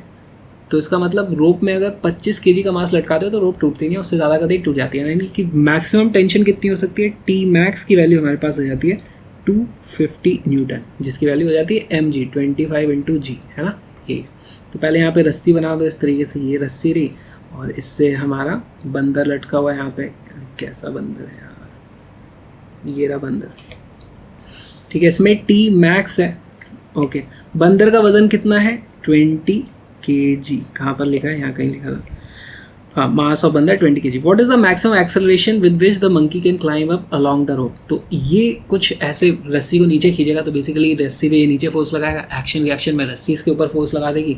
तो हमारे पास इक्वेशन आ जाती है, बंदर के ऊपर देखोगे आप, फ्री बॉडी डायग्राम बनाओगे तो बंदर के ऊपर लग रहा है टी, नीचे लग रहा है एम जी, ठीक है। तो T minus M G is equal to mass times acceleration. T is equal to M into ji plus A. Exactly पिछली बार वाली बात हो गई है। टेंशन मैक्सिमम की वैल्यू कितनी है 250, मास की वैल्यू कितनी है 20 और जी की वैल्यू है 10, ए हमें पता करना है। तो यहाँ से हमारे पास आ जाता है 10 plus A is equal to 12.5, यानी कि ए की वैल्यू आ जाती है 2.5 metre per second square. Option A is our correct answer. Next question पे आते हैं। A monkey is descending from a branch of a tree with a constant acceleration. If the braking strength is 70% of the weight of monkey, the minimum acceleration with which monkey can slide down. तो ये अब branch है यार, इसको फिर से रोप ही बनाओ आप। ब्रांच पता नहीं कैसे विजुलाइज कर रहा हूँ मैं। ये हमारा बंदर है और इतना प्यारा बंदर बनाने की ट्रिक मैंने सोच लिया ना। ये देखो, बंदर नीचे की तरफ डिसेंड कर रहा है तो इसका नीचे की तरफ एक्सेलरेशन है और इसके ऊपर फोर्स लग रहा होगा नीचे की तरफ कुछ mg, है ना। और इसमें जो मैक्सिमम टेंशन हो सकती है रस्सी में वो 75% ऑफ mg है। तो उसको मैं क्या लिख सकता हूँ 3/4 mg, 3/4 mg। तो इसका फ्री बॉडी डायग्राम है, यहाँ पे हम नीचे के डायरेक्शन में फोर्स बैलेंस कर देंगे। mg minus 3/4 mg is equal to ma। तो यहाँ से हमारे पास आंसर आ जाता है mg/4 is equal to ma। Acceleration is equal to g/4 हमारा आंसर आ गया ये। अगर इससे धीरे बंदर उतरेगा तो रस्सी टूट जाएगी, ठीक है। इससे तेज उतर सकता है, देखो ए की वैल्यू 0 कर दो, उसको बोलो तू उतर ही मत। उस केस में टेंशन की वैल्यू हो जाएगी mg के बराबर, और टेंशन की वैल्यू mg के बराबर नहीं हो सकती, सिर्फ 3/4 mg ही हो सकती है मैक्सिमम वैल्यू, ठीक है। टूट जाएगी रस्सी। बंदर को रुकना नहीं है, बंदर को चलते जाना है। तो हम भी चलते जाएंगे। अगला सवाल करेंगे। A mass of 1 kilogram is suspended by a thread, it is lifted up with an acceleration and lowered with an acceleration. ये क्या एक्सेलरेशन है, ये g/2 है। तो एक बार हमारे पास ये पत्थर है और उस पर कुछ ऐसी टेंशन लग रही होगी T1, उसके कारण वो ऊपर जाता है g/2 से, और दूसरे टाइम हमारे पास उसमें टेंशन होती है T2, उस वक्त वो नीचे आता है g/2 से। दिस इज हमारा केस 1, दिस इज हमारा केस 2। यहाँ पे हम क्या लिख सकते हैं, T1 minus mg is equal to mg/2, यानी T1 is equal to 3/2 mg। दूसरे केस में हम क्या लिख देंगे, नीचे की तरफ लग रहा है mg माइनस ऊपर की तरफ लग रहा है T2 is equal to mg/2। यहाँ से T2 की वैल्यू आ जाती है mg/2, ठीक है। तो यहाँ पर हम देखते हैं कि T1 is equal to 3 times T2 हमें पता चल रहा है। तो हमें आंसर पूछा गया है T1/T2 पूछा है, उसकी वैल्यू आ जाएगी 3:1। ए हमारा आंसर है। ध्यान दें हमारा आंसर सी नहीं होगा। क्यों नहीं होगा, क्योंकि हमें फर्स्ट बाई सेकेंड करना है। ओके, नेक्स्ट क्वेश्चन है नहीं, फ्रिक्शन हमारा नेक्स्ट सेगमेंट आ गया है। फ्रिक्शन के बहुत सारे सवाल हैं अच्छे अच्छे। A body of mass m is kept on A rough horizontal surface, coefficient of friction is infinity. नहीं, ये अल्फा है, कैसे टाइप करते हैं यार। A horizontal force is applied on the body but it does not move, the resultant normal reaction and the friction force acting on the object is given by f। तो question में समझते हैं पहले हो क्या रहा है। हमारे पास इस तरीके से एक फ्लोर है और यहाँ पर एक इस तरीके से बॉक्स है, उसके ऊपर कोई फोर्स लगाया जा रहा है, फोर्स। तो इसके ऊपर ऑब्वियस सी बात है यहाँ पर एक नॉर्मल रिएक्शन रहा होगा, साथ में यहाँ पर एक फ्रिक्शन का फोर्स लगा होगा, ठीक है। फ्रिक्शन का फोर्स हो जाएगा म्यू टाइम्स एन। अच्छा, फ्रिक्शन के फोर्स की मैक्सिमम वैल्यू है, ये सेल्फ एडजस्टिंग फोर्स होता है फ्रिक्शन। अगर ये वाला फोर्स जीरो कर दोगे तो ये लगता थोड़ी रहेगा, ऐसा लगता रहेगा तो ये इधर मूव कर जाएगा। तो जितनी ज़रूरत पड़ती है उतना ही लगता है। This is the maximum value. हमसे पूछा है कि ये जो इन दोनों का रिजल्टेंट है उसको क्या बोलते हैं, इनने बोल दिया इस रिजल्टेंट को एफ। तो एफ की मैग्नीट्यूड कितनी हो जाएगी, देखो वो हो जाता है, क्योंकि ये दोनों परपेंडिकुलर हैं, इन दोनों का स्क्वायर करके ऐड करके अंडर रूट कर दो, तो इसकी वैल्यू हो जाती है under root of N square plus mu N का स्क्वायर। ओके, एन की वैल्यू क्या है, एन की वैल्यू है एम जी, और एन को आप कॉमन लेके बाहर निकाल सकते हो, तो ये आ जाएगा M G under root of 1 plus mu square. अच्छा, ये इसकी मैक्सिमम वैल्यू है फोर्स की। हो सकता है यहाँ पे मैंने फोर्स कम लगाया है तो ये वाली वैल्यू भी कम हो जाएगी, क्योंकि ये वाली वैल्यू कम हो जाएगी। तो हम क्या लिखेंगे, हम लिखेंगे फोर्स का मैग्नीट्यूड या तो इसके बराबर होगा या उससे छोटा ही होगा, है ना। तो M G under root 1 plus mu square. Alright, तो हमारा आंसर हो जाता है डी। नेक्स्ट क्वेश्चन देखते हैं। Which one of the following statement is incorrect, incorrect बताना हमें। Rolling friction is smaller than sliding friction. यार ये तो करेक्ट है, इसीलिए हम पहिए लगाते हैं, नहीं तो पहिए लगाते ही नहीं। ये आंसर नहीं है, sorry, this is correct, this is correct.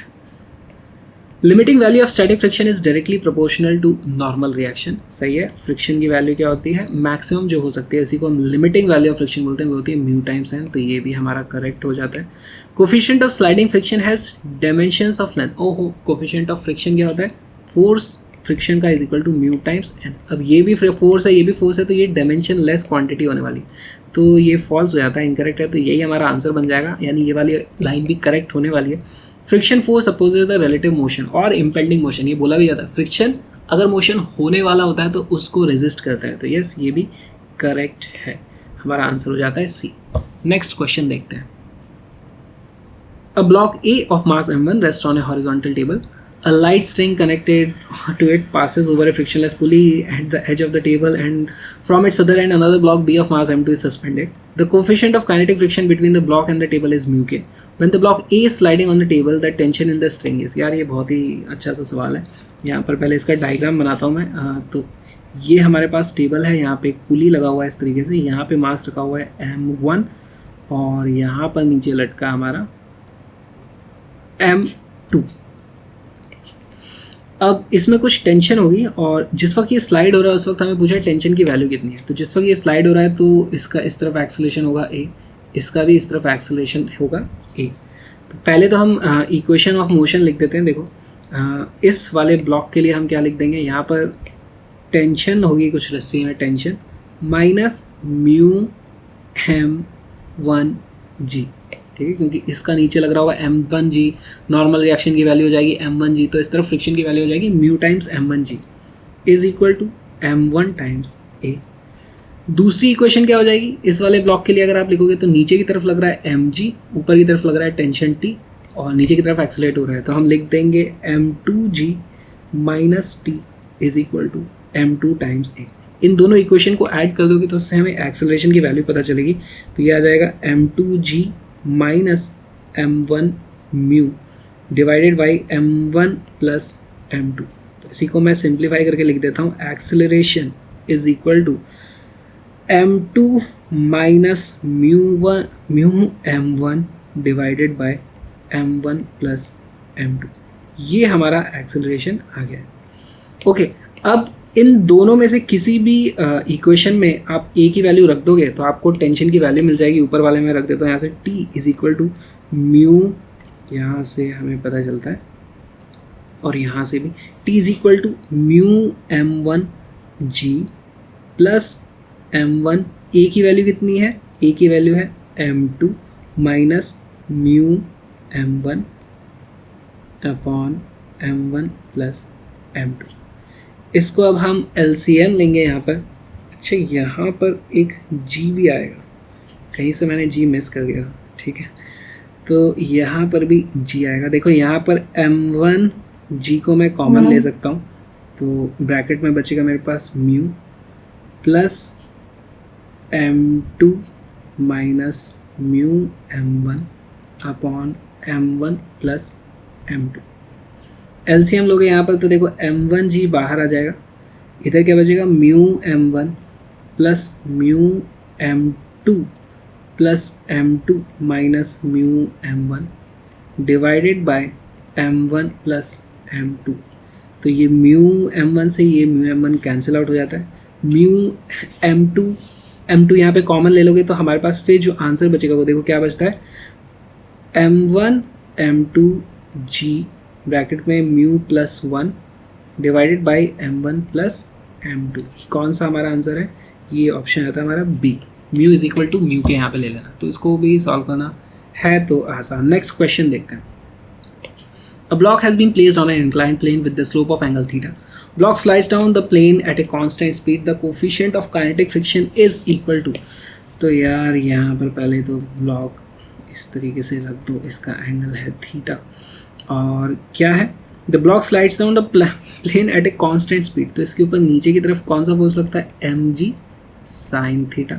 इसके ऊपर नॉर्मल रिएक्शन कितनी होती है, mg cos थीटा। तो इसके ऊपर इस डायरेक्शन में हमारे पास फोर्स कितना लग जाता है, mu times mg cos theta.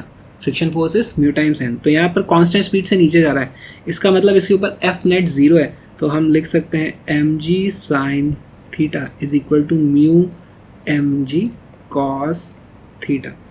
तो mg से mg कैंसिल और tan थीटा की वैल्यू आ जाती है सीधे सीधे म्यू। तो हमारा आंसर आ जाएगा डी। बहुत ही अच्छा क्वेश्चन था। नेक्स्ट क्वेश्चन देखते हैं। A plank with a box on it on one end is gradually raised about the other end। बहुत अच्छा सवाल है ये वाला। As the angle of the inclination with the horizontal reaches 30 degree, the box starts to slip and slides down 4 meter down the plank in 4 seconds। The coefficient of static and kinetic friction between the box and the plank will be respectively। तो पहली बात तो static and kinetic friction के coefficient यहाँ अलग अलग है। अगर ऐसा नहीं होता तो 30 डिग्री पे आने पर वो ब्लॉक जब नीचे मूव करता तो उसका कोई एक्सेलरेशन नहीं होता, वो कुछ एक बहुत ही ज़ीरो सी वेलोसिटी से नीचे आता। तो उसको हम कंसिडर भी कैसे करेंगे, ठीक है। सबसे पहले हम देखते हैं स्टैटिक फ्रिक्शन की बात करेंगे। फॉर स्टैटिक फ्रिक्शन हमारे पास स्टैटिक फ्रिक्शन के लिए यहाँ पर देखो क्या हो जाता है, यहाँ पर mg sin थीटा, जो इसको स्टैटिक फ्रिक्शन इधर जब ये खींचना चाहेगा स्टैटिक फ्रिक्शन इस तरफ रोकेगा। स्टैटिक फ्रिक्शन की वैल्यू कितनी हो जाती है, mu S into M G into cos theta. यहाँ एम जी से एम जी कैंसिल हो जाता है, म्यू एस की वैल्यू आ जाती है टैन थीटा। टैन थीटा की वैल्यू कितनी हो जाएगी, टैन 30 डिग्री, टैन 30 डिग्री होता है 1/√3। 1/√3 उसकी वैल्यू हो जाएगी √3/3। यार उसको आप सॉल्व करोगे ना, 1/√3 उसकी वैल्यू अप्रॉक्सीमेटली आती है 0.57 या फिर आप उसको 0.6 बोल सकते हो। तो ये हमारे म्यू एस की वैल्यू आ गई। अब आती है हमारे पास, एक बार वो रिसकना शुरू हो गया, सरकना शुरू हो गया तो फिर काइनेटिक फ्रिक्शन लगेगा। काइनेटिक फ्रिक्शन के केस में हम क्या लिख देंगे, यहाँ पर नीचे की तरफ तो फोर्स लगेगा mg sin थीटा, ऊपर की तरफ फोर्स लगेगा म्यू mg cos थीटा, और वो कम होगा। तो हमारे पास इक्वेशन क्या बन जाती है, mg sin theta minus mu kinetic mg cos theta is equal to mass times acceleration. अब ये एक्सेलरेशन तो हमें पता नहीं है, एक्सेलरेशन कैसे पता चलेगा, ये 4 सेकंड में 4 मीटर इसने डिस्टेंस ट्रैवल किया है तो उसकी वैल्यू हम पता कर लेंगे 4 metre. s is equal to U T plus half A T square. तो यू टी की वैल्यू 0 है क्योंकि इनिशियली रेस्ट पे था वो। तो 4 metre is equal to half into acceleration into 4 second का स्क्वायर। तो यहाँ से एक्सेलरेशन की वैल्यू कितनी आ जाती है, वो आ जाती है 1/2 यानी कि 0.5 मीटर पर सेकेंड स्क्वायर। ये वाली वैल्यू हमें यहाँ पे रख देनी है। तो देखो यहाँ m से m कैंसिल हो जाता है, हमारे पास आ जाता है g sin theta. Sine theta की वैल्यू कितनी है 30 डिग्री। साइन 30 डिग्री की वैल्यू कितनी होती है 1/2। तो ये आ जाएगा g/2 माइनस एक्सेलरेशन की वैल्यू कितनी है 0.5 इज इक्वल टू म्यू के into g into cos 30 degree. Cos 30 degree की वैल्यू कितनी होती है √3/2। अच्छा ये 2 से 2 कैंसिल हो जाएगा और यहाँ पर ये -0.5 हमारा कितना बन जाता है 1। तो अब हमारे पास म्यू के की वैल्यू आ जाती है g -1 की वैल्यू हो जाएगी, हाँ g की वैल्यू 10 लोगे तो हो जाता है 9/10√3। यहाँ से यानी कि 3√3 डिवाइडेड बाय 10। 3√3 की वैल्यू कितनी हो जाएगी 1.73 इंटू 3 कर दो तो वो आ जाता है 5.19 डिवाइडेड बाय 10 यानी अप्रॉक्सीमेटली 0.52 इसको आप बोल सकते हो। तो हमारे पास म्यू एस की वैल्यू आ जाती है 0.6, म्यू के की वैल्यू आ जाती है म्यू के इज इक्वल टू 0.5। तो आंसर क्या आ जाता है 0.6 एंड 0.5, ए हमारा आंसर हो जाता है। नेक्स्ट क्वेश्चन देखते हैं। The upper half of an inclined plane of an inclination theta is perfectly smooth while lower half is rough. A block starting from rest at top of the plane will again come to rest at the bottom. If the coefficient of friction between the block and lower half of the plane is given by, ये बहुत interesting सवाल है। हमारे पास इस तरीके से एक veg है, ठीक है, इस तरीके से एंगल थीटा है और इसका ऊपर का हाफ स्मूथ है, नीचे के हाफ में हमने फ्रिक्शन लगा रखा है। ब्लॉक यहाँ से स्टार्ट होता है, तो देखो जितना ये इस तरफ एक्सेलरेट होगा उसका एक्सेलरेशन यहाँ पर कितना हो जाएगा, इसके ऊपर सिर्फ नीचे की तरफ इस डायरेक्शन में फोर्स है mg sin theta which is equal to mass times acceleration. तो इनिशियली इसका एक्सेलरेशन हो जाएगा acceleration is equal to g sin theta. अब इस डिस्टेंस में अगर ये एक्सेलरेट हुआ है a से तो इसकी कुछ वेलोसिटी बढ़ जाएगी और उतने ही डिस्टेंस में इसको रुक जाना है तो इसका यहाँ पर एक्सेलरेशन ऊपर की तरफ होना चाहिए a, ठीक है। अब यहाँ पर हमारे पास एक्सेलरेशन a है तो इसके फोर्सेस बनाते हैं। देखो उसके पास नीचे की तरफ यहाँ पर लग रहा होगा mg sin थीटा, ऊपर की तरफ क्या फोर्स लगा होगा म्यू mg cos थीटा और उसके कारण उसका एक्सेलरेशन ऊपर की तरफ होना चाहिए a। यहाँ पर इसका इधर था a is equal to g sin theta. तो यहाँ पे हम क्या लिख देंगे mu mg cos theta this minus this is equal to mass times acceleration minus mg sin theta is equal to mass times acceleration, ठीक है। एक्सेलरेशन की वैल्यू यहाँ से आप रख दोगे तो ये आ जाएगा, देखो mu cos theta minus sine theta is equal to sine theta. तो यहाँ से म्यू की वैल्यू हो जाएगी 2 tan थीटा और बी हमारा आंसर हो जाएगा। बहुत ही अच्छा सवाल था। A block of mass m is in contact with the card C as shown in figure, ठीक है। इसका एक्सेलरेशन है इस तरफ alpha. The coefficient of static friction between the block and card is mu, acceleration is alpha. तो देखो इस block के ऊपर नीचे की तरफ फोर्स लग रहा होगा mg, इसके ऊपर ये इधर जा रहा है तो नॉर्मल रिएक्शन लग रहा होगा n, इस तरफ फोर्स लग रहा होगा म्यू टाइम्स n। ये मैक्सिमम इतना लग सकता है, उससे ज़्यादा भी लग सकता है। तो n की वैल्यू कितनी हो जाएगी, n की वैल्यू हो जाएगी सूडो फोर्स से आप देखोगे तो n की वैल्यू मास टाइम्स अल्फा जो भी इसका एक्सेलरेशन है। तो हमारे पास सीधे सीधे इक्वेशन आ जाती है mg is equal to mu times mass into alpha.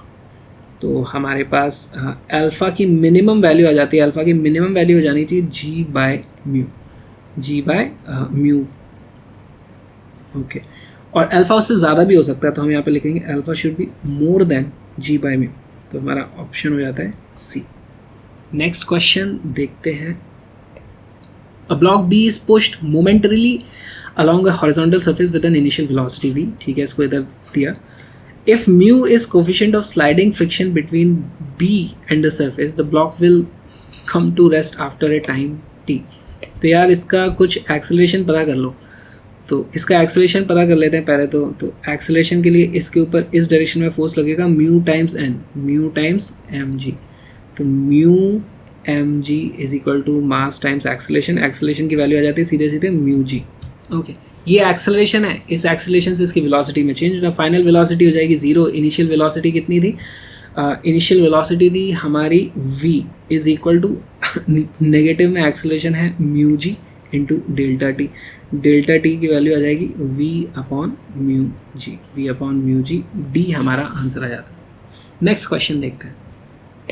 A conveyor belt is moving at a constant speed of 2 meter per second. A box is gently dropped on it. तो पहले कन्वेयर बेल्ट बनाओ और उसके ऊपर एक box को drop कर दो। ये हमारी कन्वेयर बेल्ट है, इस तरीके से घूमती है और इसकी वेलोसिटी v है कितना 2 metre per second, 2 metre per second. उसके ऊपर हमने ब्लॉक रख दिया और इनके बीच में कुछ कोफिशिएंट ऑफ फ्रिक्शन है जिसकी वैल्यू है 0.5। The distance that the box will move relative to the belt. तो अब देखो क्या होगा, ये बेल्ट इधर घूम रही थी थोड़ी देर, तो ये इस पे जैसे ही रखा है तो इनके बीच में कुछ इसकी वेलोसिटी इसकी नहीं है इस डायरेक्शन, तो थोड़ा सा वो घिसेगा, है ना, थोड़ी देर में। फिर ये घिस करके ये भी इधर वेलोसिटी से मूव करेगा, ये भी इधर वेलोसिटी से मूव करेगा, लेकिन थोड़ा सा तो वो घिसकेगा। तो अगर हम इस बेल्ट पे बैठ के देखें तो बेल्ट पे बॉक्स आया, थोड़ी देर बॉक्स इस तरफ सरकता हुआ हमें दिखाई देगा, एक्चुअली बॉक्स जाए इधर ही रहा होगा। हमें बताना है वो कितना डिस्टेंस मूव करेगा। तो हम ये बोल सकते हैं इस बॉक्स के ऊपर देखो इस डायरेक्शन में फोर्स कितना लगेगा, इस डायरेक्शन में इसके ऊपर फोर्स लगा है F is equal to 0.5 into mg,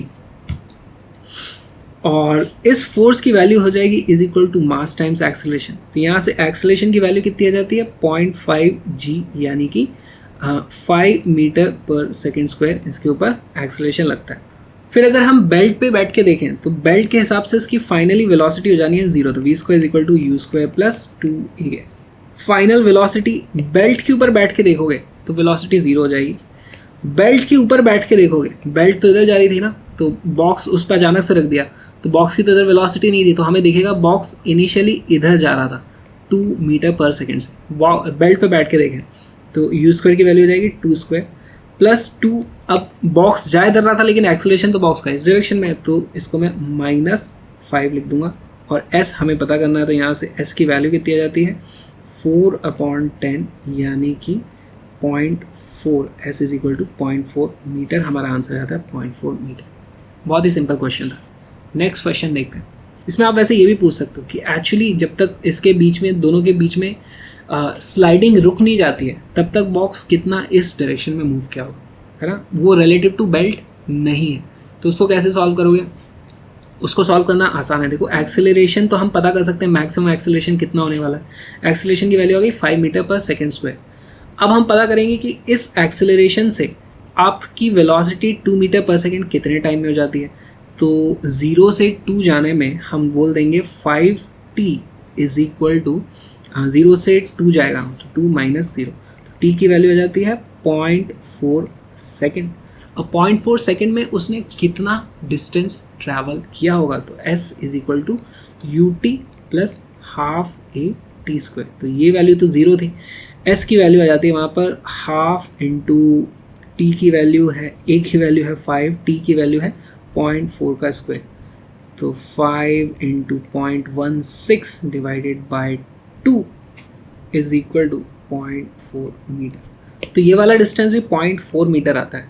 तो ये बॉक्स इधर भी 0.4 मीटर चला है और हमारी बेल्ट के रिलेटिव भी वो 0.4 मीटर चला है, ठीक है। तो जिस पॉइंट पे बॉक्स को गिराया गया था वो पॉइंट एक्चुअली यहाँ से 0.8 मीटर चला गया होगा, तो उसको भी हम पता कर लेते हैं, ठीक है। तो वो हो जाएगा, वेलोसिटी है 2 इंटू 0.4 सेकेंड, 0.4 सेकेंड तक बेल्ट चली है। बेल्ट तो कांस्टेंट वेलोसिटी से जा रही थी, तो उसकी वैल्यू सही में आ जाती है 0.8।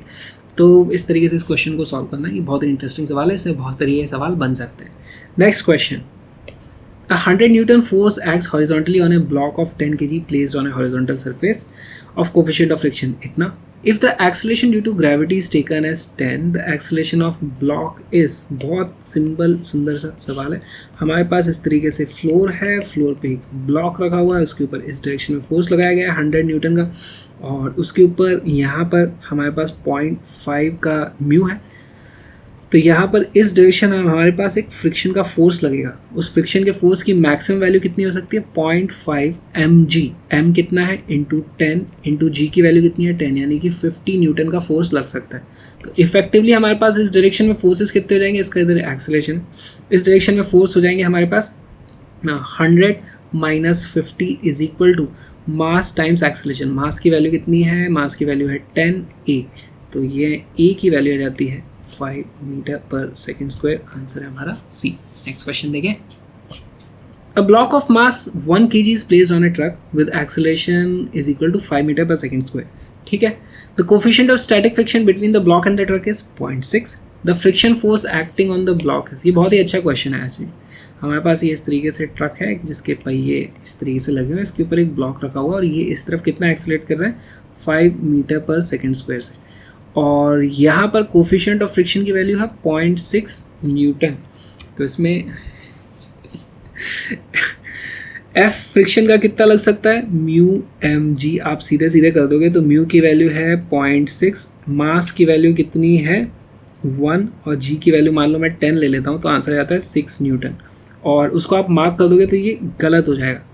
अगर आप g की वैल्यू 9.8 लोगे तो आई थिंक आपका ये आंसर आता है, और इसको मार्क करोगे तो भी गलत हो जाएगा, क्योंकि ये फ्रिक्शन की मैक्सिमम वैल्यू है, F मैक्स है ये, ठीक है। हमें मैक्सिमम वैल्यू नहीं देखनी, हमें देखना है कि इसको एक्चुअली अगर ये 5 मीटर पर सेकेंड स्क्वायर से एक्सेलरेट हो रहा है तो ये भी 5 मीटर पर सेकेंड से ही एक्सेलरेट होगा। 5 मीटर पर सेकेंड से एक्सेलरेट होने के लिए इसको कितने फोर्स की ज़रूरत है, F needed is equal to 1 kg mass times acceleration, 1 into 5 which is equal to 5 newton. ज़रूरत है 5 न्यूटन की, है पॉसिबल मैक्सिमम 6 न्यूटन, तो ऐसा थोड़ी ये लग जाए, जितने की ज़रूरत होती है फ्रिक्शन उतना ही लगता है, सेल्फ एडजस्टिंग फोर्स है, तो हमारा आंसर होगा 5 न्यूटन ए। तो इसको ध्यान रखना है। ऐसे ही एक और इंटरेस्टिंग सवाल देखते हैं। A person slides freely down a frictionless inclined plane while his bag falls down vertically from the same height. The final speed of the man and bag should be such that, यार ये तो बहुत ही simple सा, एक तो ये work energy power के जो सवाल है ना, तो यहाँ पर से मैन इधर सरक गया और उसने अपना बैग नीचे फेंक दिया, और यहाँ पे फ्रिक्शन भी नहीं है, तो ये फ्रिक्शन कैटेगरी में क्यों है सवाल, तो ये तो मुझे खुद से पूछना चाहिए। और ये इस तरफ आता है नीचे, तो इसकी वेलोसिटी यहाँ पर जाकर के हो जाती है वी मैन, इसकी वेलोसिटी बैग नीचे गिरेगा तो उसकी हो जाएगी वी बैग, और हमें पता है दोनों की वेलोसिटी कितनी हो जाएगी √2gh, जहाँ पर ये वाली हाइट h होती है, तो इसमें क्या है, दोनों की वेलोसिटी बराबर होने वाली है, तो हमारा आंसर आ जाएगा बी। नेक्स्ट क्वेश्चन देखते हैं। Consider car moving along a straight horizontal road with a speed of 72 kilometre per hour. If 72 kilometre per hour को पहले तो कन्वर्ट कर दो, 72 किलोमीटर पर आवर यानी कि 10 डिवाइडेड बाई 36 से मल्टीप्लाई कर दो, तो ये 20 मीटर पर सेकेंड हो जाती है। If the coefficient of static friction between the tires and the road is 0.5, the shortest distance in which the car can be stopped. तो हमें क्या करना है, इसका स्टॉपिंग डिस्टेंस निकालना है। देखो ये कार इधर जा रही थी, इनिशियली इसकी स्पीड थी 20, बाद में इसकी स्पीड हो जाएगी इस तरफ 2 मीटर पर सेकेंड। ठीक है, बहुत ही सिंपल है। और इसका हमारे पास कोफिशिएंट ऑफ स्टैटिक फ्रिक्शन है 0.5, तो इसका मैक्सिमम एक्सेलरेशन कितना हो सकता है, ए मैक्स कितना हो जाएगा, तो हमारे पास पता है इसके ऊपर इस डायरेक्शन में फोर्स लगेगा म्यू टाइम्स एम जी, इसकी वैल्यू हो जानी चाहिए म्यू टाइम्स ए के बराबर। तो एक्सेलरेशन जो पॉसिबल होगा वो हो जाएगा म्यू टाइम्स जी, यानी कि 0.5 × 10 यानी कि 5 मीटर पर सेकेंड स्क्वायर हो सकता है एक्सेलरेशन। इक्वेशन लगाओ, v² is equal to u² plus 2as। v² की वैल्यू कितनी है 0, u² की वैल्यू कितनी है 20 400 प्लस 2 एक्सेलरेशन उल्टे डायरेक्शन में होगा। अगर v इस तरफ थी तो एक्सेलरेशन उल्टे में लग रहा है, तो -5 × s हमें पता करना है, यहाँ से s की वैल्यू आ जाती है 40 मीटर। आंसर है बी। स्टॉपिंग डिस्टेंस हमने पता कर लिया, कितने डिस्टेंस में वो रुक सकती है। अ हैवी यूनिफॉर्म चेन, ये बहुत इंटरेस्टिंग सवाल है, lies on a uniform table horizontal table top. If the coefficient of friction between the chain and the table surface is 0.25, then the maximum fraction of the length of the chain that can hang over the edge of the table is। बहुत अच्छा सवाल है। तो हमारे पास ये इस तरीके से एक टेबल है और उस पर एक रस्सी रख देता हूँ मैं, अभी चेन तो कैसे बना लूँगा, ये हमारी चेन है। ठीक है, अब चेन का कुछ मास रहा होगा, उसको मैं बोल देता हूँ m का x%, ठीक है, x फ्रैक्शन बोल देता हूँ, वो यहाँ लटक रहा है, तो उसके ऊपर नीचे की तरफ कितना फोर्स लगेगा, उसके ऊपर नीचे की तरफ फोर्स लगेगा इस डायरेक्शन में, हाँ ड्राइविंग फोर्स मैं उसको बोल देता हूँ, driving force is equal to x into जो भी मास था, ये हमारे पास टोटल मास हो गया इंटू जी। ठीक है, इस पोर्शन का मास है x इंटू एम, क्योंकि पूरे का मास m था, x पार्ट का मास xm इंटू जी। फिर इस फोर्स को कोई रेजिस्ट कर रहा होगा, रेजिस्टिव फोर्स, यानी कि ये तो नीचे खींचना चाह रहा है लेकिन यहाँ पे फ्रिक्शन होगा जो रोकना चाहेगा, तो यहाँ पर कितना मास हमारे पास बचा है, वो है हमारा म्यू इंटू 1 - x m जी। ठीक है, ये टोटल मास m था, अगर ये xm है तो ये हो जाएगा हमारा 1 - x इंटू एम।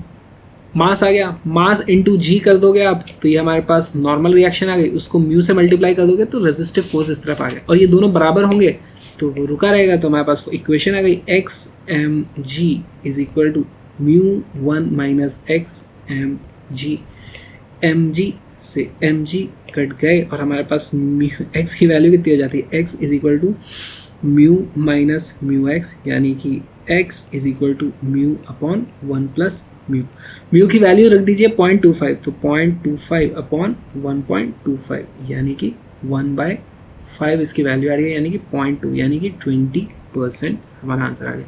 उस रस्सी का 20% भाग नीचे लटकाया जा सकता है। बहुत अच्छा सवाल था। नेक्स्ट क्वेश्चन देखते हैं। Starting from rest, a body slides down a 45 degree incline plane in twice the time it takes to slide down the same distance in absence of friction.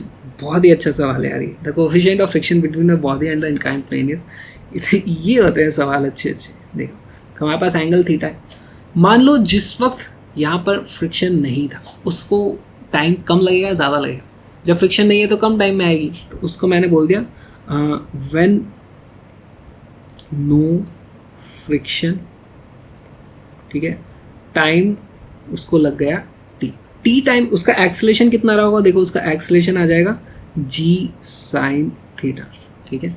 और हमारे पास ये जो डिस्टेंस है, ठीक, वो डिस्टेंस तो फिक्स रहने वाला है, तो हम लिख देंगे s is equal to half A T square, okay. फिर व्हेन विद फ्रिक्शन टाइम कितना लग जाएगा, टाइम लगता है 2t, तो s की वैल्यू तो अभी भी उतनी ही थी, है ना। इस बार एक्सीलरेशन की वैल्यू कम हो जाएगी, तो हमारे पास इस बार मान लो मैं a डैश इसको बोल देता हूँ, a डैश हमारे पास आ गया, और a डैश से हम a डैश अभी पता कर लेंगे कितना, s की वैल्यू उतनी रहने वाली है, तो हम लिख देंगे हमारे पास half s dash is equal to half acceleration dash, इस बार एक्सीलरेशन कुछ और होगा, उसका हाफ नहीं होगा, इनटू टी स्क्वायर की वैल्यू है 2t का स्क्वायर इज इक्वल टू जो भी पुराना वाला था, यहाँ से इस वैल्यू को यहाँ रख दो तो हो जाएगा हाफ ए टी स्क्वायर। यहाँ पर देखो हमारे पास ए डैश की वैल्यू आ जाती है a dash is equal to a divided by 4, यानी कि जिस वक्त हमारे पास फ्रिक्शन है उस वक्त समय दुगना लग रहा है और उसका एक्सेलरेशन 1/4 हो गया। बहुत लोग इसको एक्सेलरेशन की वैल्यू 1 सेकेंड हाफ समझ लेके सॉल्व कर देते हैं डायरेक्ट, तो उनका गलत हो जाता है, इसलिए इसीलिए बहुत इंपॉर्टेंट। ए डैश की वैल्यू हो गई, अच्छा चलो ए डैश की वैल्यू पता करते हैं। जिस वक्त हमारा ब्लॉक यहाँ था इसके ऊपर नीचे की तरफ कितना फोर्स लग रहा होगा, mg साइन थीटा, इस तरफ क्या फोर्स लग रहा होगा, म्यू टाइम्स नॉर्मल रिएक्शन जो हो जाती है mg कॉस थीटा, और इसका इस तरफ एक्सेलरेशन कितना है a/4, a की वैल्यू कितनी है g mu g sine theta, sorry g sine theta, सही तो लिख रहा था जी साइन थीटा। तो इक्वेशन लिखो m g sine theta minus mu m g cos theta is equal to mass times acceleration यानी कि g sine theta divided by 4 d/4, ठीक है। हाँ, हमें क्या सॉल्व करना है, हमें निकालना क्या है यहाँ पे। साइन थीटा की वैल्यू देखो 45 है, 45 डिग्री पे क्या खास हो जाता है कि साइन थीटा और कॉस थीटा दोनों की वैल्यू 1/√2 1/√2 हो जाती है, तो यहाँ पर हमारे सारे के सारे sine theta cos theta sine theta सब कैंसिल आउट हो गए, एम जी कैंसिल आउट हो गए। ये हुआ अच्छा सवाल कि कैलकुलेशंस आसान है, कॉन्सेप्ट तगड़ा है। तो 1 minus mu is equal to 1/4, यानी कि म्यू की वैल्यू हो जाती है 3/4 यानी कि 0.75, हमारा आंसर आ गया। बहुत अच्छा सवाल था, दोबारा देख लेना अगर नहीं आया तो। इसी के साथ हमारे फ्रिक्शन वाले सारे सवाल भी खत्म हो गए। अब हम देखते हैं सर्कुलर मोशन। तो सर्कुलर मोशन में हमें एक ही चीज़ देखनी होती है कि सेंट्रीपिटल फोर्स लगता है mv²/r या फिर m⍵²r। अब वो टेंशन के थ्रू आ जाए या फ्रिक्शन के थ्रू आ जाए या नॉर्मल रिएक्शन के थ्रू आ जाए, बस हमें ये इक्वेट करना होता है। तो शुरू करते हैं question. A particle of mass m is moving in a horizontal circular radius, इस तरीके से घूम रहा है with uniform speed v. When it moves from one point to a diametrically opposite point, अरे यार इतना लल्लू सवाल क्यों बना दिया, यहाँ से अब वो भाई साहब यहाँ आ गए, तो बताओ काइनेटिक एनर्जी चेंज हो जाएगी क्या, नहीं। उसकी वेलोसिटी चेंज नहीं हुई तो काइनेटिक एनर्जी चेंज नहीं होगी। मोमेंटम चेंज हो जाएगा क्या, यस मोमेंटम चेंज हो जाता है, तो ये भी नहीं होता। Momentum has change by 2mv, yes correct, पहले इस डायरेक्शन में था mv, बाद में इस डायरेक्शन में mv, तो change in momentum vector is equal to कोई भी एक डायरेक्शन पॉजिटिव ले लोगे तो उसका मैग्नीट्यूड इतना ही आ जाएगा, तो ये हमारा आंसर है। काइनेटिक एनर्जी चेंज, यार काइनेटिक एनर्जी चेंज ही नहीं हो रही, वेलोसिटी चेंज हो रही है, स्पीड चेंज नहीं हो रही है, काइनेटिक एनर्जी हाफ mv² होती है, चेंज नहीं हो रही है, तो हमारा आंसर आ गया D. Next question, when milk is churned cream gets separated due to centrifugal force होता है, वैसे तो हमें इसका आंसर ये पता है, सेंट्रीफ्यूगेशन होता है, उसको जोर जोर से घुमाते हैं तो हमारी हल्की चीज़ें ऊपर आ जाती हैं बीच में, मतलब सेंटर में, और गाढ़ा दूध बाहर चला जाता है, ठीक है। बटर गाढ़ा होता है, मतलब किसकी डेंसिटी ज़्यादा होती है वो दूर फेंक जाता है, जिसकी डेंसिटी कम होती है वो अंदर आ जाता है, तो इसका आंसर हो जाएगा सेंट्रीफ्यूगल फोर्स। लेकिन अब मैं बताता हूँ आपको ये सवाल क्यों गलत है। या मान लो हमारे पास ये मटकी है ना, और मटकी में हम इसको घुमाते हैं इस तरीके से, ये हमारे पास कुछ होता है, इसको ऐसे, तो अब आप इसको ऐसे घुमाओगे तो घुमाने से क्या होता है कि भारी चीज़ें बाहर फेंक जाती हैं, ठीक है, उसको सेंट्रीफ्यूगल फोर्स बोलते हैं। लेकिन एक्चुअली सेंट्रीफ्यूगल फोर्स तो कुछ होता नहीं होता, एक सूडो फोर्स है, रेफरेंस फ्रेम बदलने से आता है। तो काम तो सेंट्रीपिटल फोर्स ही हो रहा है। इसके पास सेंट्रीपिटल फोर्स की कमी है, भारी चीज़ों के पास सेंट्रीपिटल फोर्स कम पड़ जाता है तो बाहर फेंक जाती है, हल्की चीज़ों के पास रिलेटिवली उतना कम नहीं पड़ता तो वो अंदर आ जाती है। दूसरी बात, अब मक्खन सिर्फ यहाँ पे नहीं रहेगा, जैसे ही आप इस मशीन को रोकते हो तो फिर वो ऊपर आ जाता है ना क्यों? क्योंकि ग्रेविटी वहाँ पे यूज़ कर रही है, तो बॉयंसी लगती है वहाँ पे, तो ग्रेविटेशनल फोर्स भी आंसर होना चाहिए, सेंट्रीपिटल फोर्स आंसर होना चाहिए, और कहीं ना कहीं फ्रिक्शन भी लगता ही होगा यार तो गलत सवाल है, लेकिन इसका हमें आंसर पता है। इसका आंसर हमें अगर क्वेश्चन पूछ रहा है मार्क करने के लिए तो सेंट्रीफ्यूगल फोर्स हम इसको मार्क करेंगे। नेक्स्ट क्वेश्चन देखते हैं। A 500 kg car takes a round turn of radius 50 metre with velocity of इतना, द सेंट्रीपिटल फोर्सेस। अच्छा, ये जो वेलोसिटी है 36 into 10 divided by 36 metre per second, यानी 10 metre per second. Centripetal force की वैल्यू होती है M V square by R, mass की वैल्यू है 500, वी स्क्वायर की वैल्यू जाएगी 100, रेडियस की वैल्यू है 50, ये 0 से 0 गया, 5 से 5 गया, आंसर जाता है हमारा 1000 newton, option number C. Next question देखते हैं। A block of mass 10 kg is in contact against the inner wall of a hollow cylindrical drum of radius m, जो कि घूम रहा होगा, मुझे पता है। तो ऐसे हमारे पास एक ड्रम है और ऐसे वो घूमता है, यहाँ पे इसके ब्लॉक रखा हुआ है और ये घूम रहा होगा इस तरीके से कुछ ओमेगा से। The coefficient of friction between the block and the inner wall of the cylinder is 0.1, ठीक है। The minimum angular velocity needed for the cylinder to keep the block stationary when the cylinder is vertical and rotating about its axis। तो यार जब ये घूमेगा ना तो इसके ऊपर इस तरफ सेंट्रीपिटल फोर्स होगा, नॉर्मल रिएक्शन लगेगी, जिसकी वैल्यू हो जाती है एम ओमेगा स्क्वायर आर। तो एन की वैल्यू हो जाती है एम ओमेगा स्क्वायर आर, तभी वो घूम रहा है, नहीं तो वो घूमता नहीं। ओके, अब ये घूम रहा है इस तरीके से और एन आ गया, तो हमारे पास इसका दूसरा एफ बी डी बनाओ। यहाँ पर नीचे लग रहा है एम जी, ऊपर की तरफ क्या लग रहा होगा, म्यू टाइम्स एन। देखो ये नीचे गिरना चाहता है लेकिन यहाँ पे फ्रिक्शन इसे रोक लेगा, तो हमें बस कर देना है M G is equal to mu times N. N की वैल्यू हो जाती है M omega square R, M से एम कट गया और हमारे ओमेगा की वैल्यू आ जाती है G divided by mu R. G की वैल्यू है 10 omega square divided by mu की वैल्यू है 0.1, आर की वैल्यू है 1 यानी कि 100। तो यहाँ से ओमेगा की वैल्यू आ जाती है √100 या 10 radian per second, answer is C. Next question देखते हैं। A mass m is attached to a thin wire is whirled in a vertical circle, ऊपर ऐसे घुमा रहे हैं। The wire is most likely to break। अरे यार जब ऐसे घुमाते हो आप किसी चीज़ को तो मोस्ट लाइकली यहाँ पर टूटने वाला होता है, क्योंकि यहाँ पर हमारे पास ऊपर की तरफ लगती है टेंशन, नीचे की तरफ लगता है mg, और इस लूप में सबसे ज़्यादा वेलोसिटी भी बॉटम वाले पॉइंट पे ही होती है।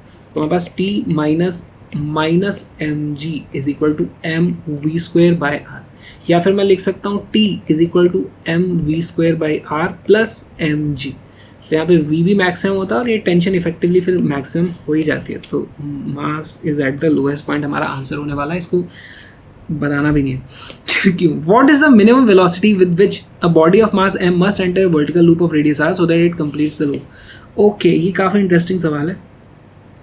तो हमारे पास इस तरीके से लूप है और यहाँ पर ऐसे मान लो कोई गाड़ी आई और यूँ घूम करके ऐसे चली जाती, उसकी वेलोसिटी अगर किसी पर्टिकुलर वेलोसिटी से कम होगी तो वो यहाँ से ऐसे गिर सकती है। तो अगर हमें उसका लूप पूरा कराना है यहाँ पर, तो इसका मतलब क्या हो गया, उसने यहाँ पे कांटेक्ट नहीं छोड़ा है। तो यहाँ पर देखो, यहाँ पर कुछ नॉर्मल रिएक्शन हमेशा होगी, यहाँ पर होगी, यहाँ आते आते कम हो जाएगी, नॉर्मल रिएक्शन की वैल्यू मान लो ऑलमोस्ट 0 हो गई। तो इस टॉप मोस्ट पॉइंट पे उसके ऊपर नीचे की तरफ फोर्स लग रहा है एम जी, और वही सेंट्रीपिटल फोर्स का काम करेगा। तो इसकी इस तरफ कुछ वेलोसिटी होगी v, इसका कुछ रेडियस है, तो हम क्या लिख सकते हैं, at top point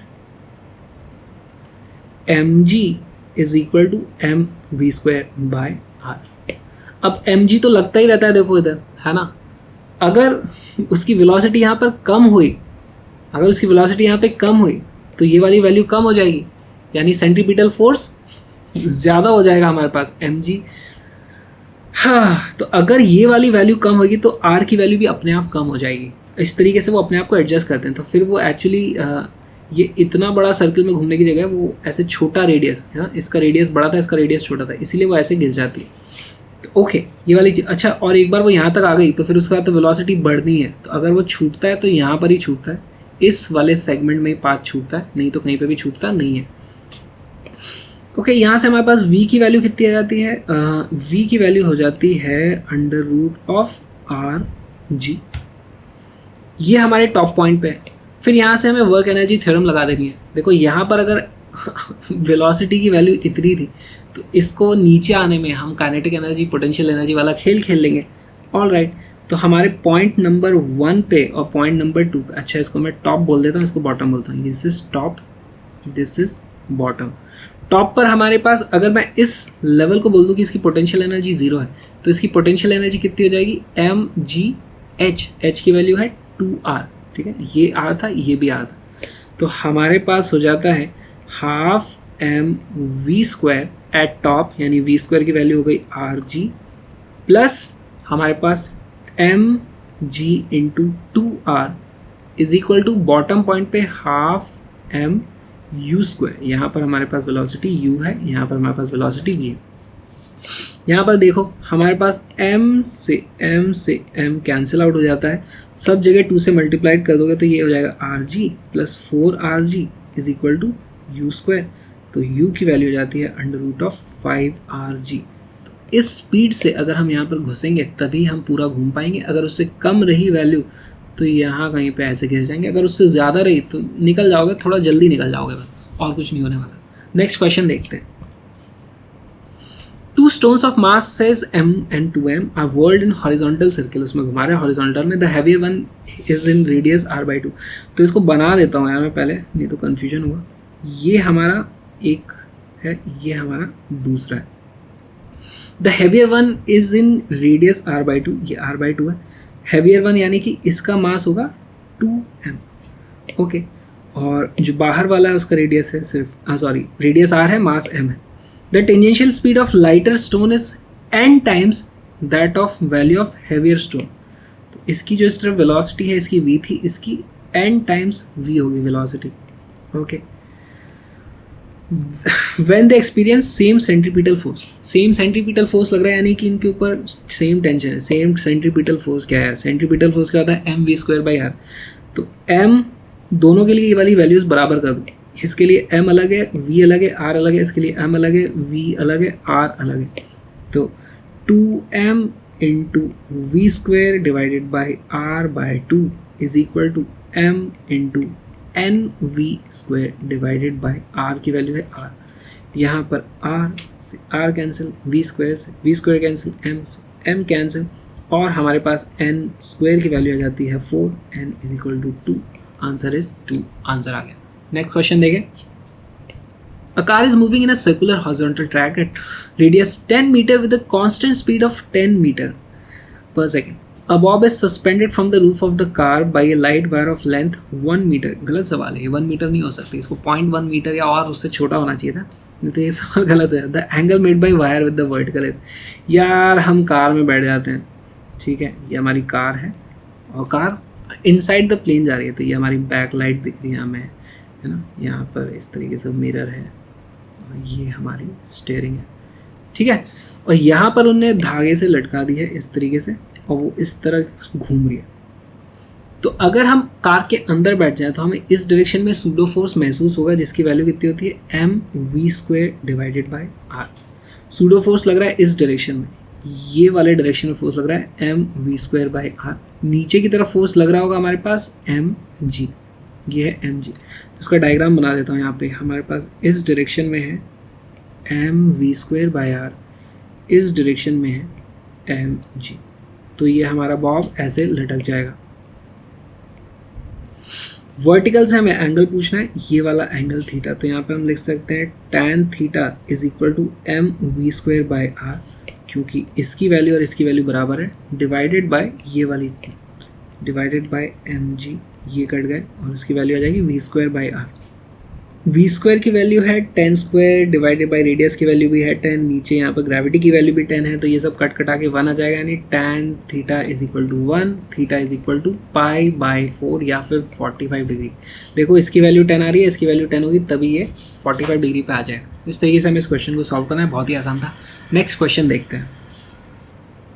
A body of mass 0.4 kilogram is whirled in a vertical circular making 2 revolution per second. If radius of the circle is 2 meter, ये प्रिंटिंग मिस्टेक है, 1.2, या तो ऑप्शन गलत है या क्वेश्चन गलत है, कुछ तो गलत है यहाँ पे, है ना। तो हमारे पास 2 revolution per second, omega is equal to 2 revolution per second. अब रेवोल्यूशन में कितना एंगल हो जाता है, 2 पाई रेडियन, तो is equal to 2 into 2 pi radian per second, यानी कि 4 पाई रेडियन पर सेकेंड हमारे पास ओमेगा की। और ठीक है, the radius is 2 metre, then the tension in the string when the body is at the top of the circle. तो इसको पहले तो ये सर्कल बना दो, इसका सर्कल, ये रहा भाई सर्कल। और यहाँ पर हमारे पास सबसे ऊपर वो पार्टिकल है, नीचे की तरफ इसमें कुछ टेंशन लग रही होगी, नीचे की तरफ इसमें mg लग रहा होगा, और उन दोनों की वैल्यू मिला करके हो जानी चाहिए tension plus mg is equal to m omega square r। हमारे पास ये इक्वेशन आ जाती है। तो tension is equal to m omega square r minus mg। m की वैल्यू बाहर कॉमन निकाल लो, मास कितना है 0.4, तो 0.4 बाहर हो जाएगा common, 4 pi square, 4 4 16 pi square, r की वैल्यू कितनी है 2, माइनस अंदर क्या बच जाएगा हमारे पास, g की वैल्यू होती है 10। और एक बात बताओ मुझे, पाई स्क्वायर की वैल्यू क्या होती है, पाई की वैल्यू होती है 3.14, तो पाई स्क्वायर की वैल्यू हम अप्रॉक्सीमेटली 10 मान लेते हैं इस तरीके के क्वेश्चन सॉल्व करने में। तो ये आ जाता है हमारे 320 ना, 16 इंटू 2 16 इंटू 2 हो जाता है हमारा 32 इंटू 10, 320 माइनस 10, तो इसकी वैल्यू हो जाएगी 0.4 इंटू 310, यानी कि 31 इंटू 4, जिसकी वैल्यू आ जाती है 124 न्यूटन। कोई ऑप्शन नहीं है यहाँ पर, हमारा आंसर तो हम ये मार्क करेंगे। क्वेश्चन में मिस प्रिंटिंग है, कुछ तो गलत है, इससे लल्लू सवाल नहीं हो सकता। एनीवे, ये हमारा लास्ट क्वेश्चन था इस सेगमेंट का। अब हम आ रहे हैं कर्व बैंकिंग पे। कर्व बैंकिंग में हमारे पास एक ही फॉर्मूला है, सिर्फ एक फॉर्मूला जिसे याद रखना है, वो है velocity is under root of GR mu plus minus tan theta upon 1 minus plus tan theta. तो इसमें क्या होता है, देखो कई बार क्या होता है हमारे पास फ्रिक्शन की वैल्यू 0 होती है, फ्रिक्शन की वैल्यू 0 होगी, अरे तो यहाँ पे तो गलत फॉर्मूला लिखा हुआ है, इसको हटाओ इसको हटाओ, यहाँ पर म्यू कौन लिखेगा। फ्रिक्शन की वैल्यू 0 करते ही हमारे पास ये वैल्यू हट जाती है, ये वैल्यू हट जाती है, तो सीधे सीधे वैल्यू क्या आ जाती है, v is equal to under root GR tan theta. अगर फ्रिक्शन है तो हमारे पास ये वैल्यू कटेंगी नहीं। फिर अगर हमें मैक्सिमम वैल्यू पूछी है, वेलोसिटी या तो मैक्सिमम होती है या फिर मिनिमम होती है, 2 वैल्यूज आती हैं वेलोसिटी। तो एक केस में अगर हमें मैक्सिमम चाहिए, यानी डिनोमिनेटर छोटा होना चाहिए, ये बड़ा होना चाहिए, तो हम फिर यहाँ पे प्लस यूज़ करते हैं, यहाँ पे माइनस यूज़ करते हैं। अगर हमें मिनिमम वेलोसिटी पूछी है तो डिनोमिनेटर बड़ा होना चाहिए, तो यहाँ पे हम प्लस यूज़ करते हैं, यहाँ पे माइनस यूज़ करते हैं। बस ये एक फॉर्मूला है। तो इस फॉर्मूले बेस्ड क्वेश्चंस देखते हैं। क्वेश्चंस क्या है, first question is a car is negotiating A curve road, यानी कि नेगोशिएट कर रही है, बस निकल जा रही है। The road is banked eight angle theta, the coefficient of friction between the tyre and the car is mu S, the maximum save velocity. Maximum save velocity के लिए हमारे पास अंडर रूट ऑफ GR, फिर क्या है GR into mu plus tan theta upon 1 minus mu tan theta. ये हमारा answer आ जाता है। ठीक है, तो ये कौन सा दिख रहा है हमारे पास ये दिख रहा है। बताओ कैसे देखा मैंने इतनी जल्दी, क्योंकि इस क्वेश्चन को आप डायमेंशनली भी चेक कर सकते हो। देखो यहाँ पे एक्स्ट्रा r का डायमेंशन है, ये सब डायमेंशनली गलत है, डायमेंशनली ही हमारा एक ऑप्शन सही है। नेक्स्ट क्वेश्चन देखते हैं। A car of mass 1000 kg negotiates bank curve of, ये सब नेगोशिएट ही करा रहे हैं क्या। रेडियस 90 मीटर है ऑन अ फ्रिक्शनलेस रोड। अच्छा फ्रिक्शन नहीं है इस बार। If the banking angle is 45 degree, the speed of the car is, देखो हमारे पास v की वैल्यू हो जाती है उस केस में under root of RG tan theta.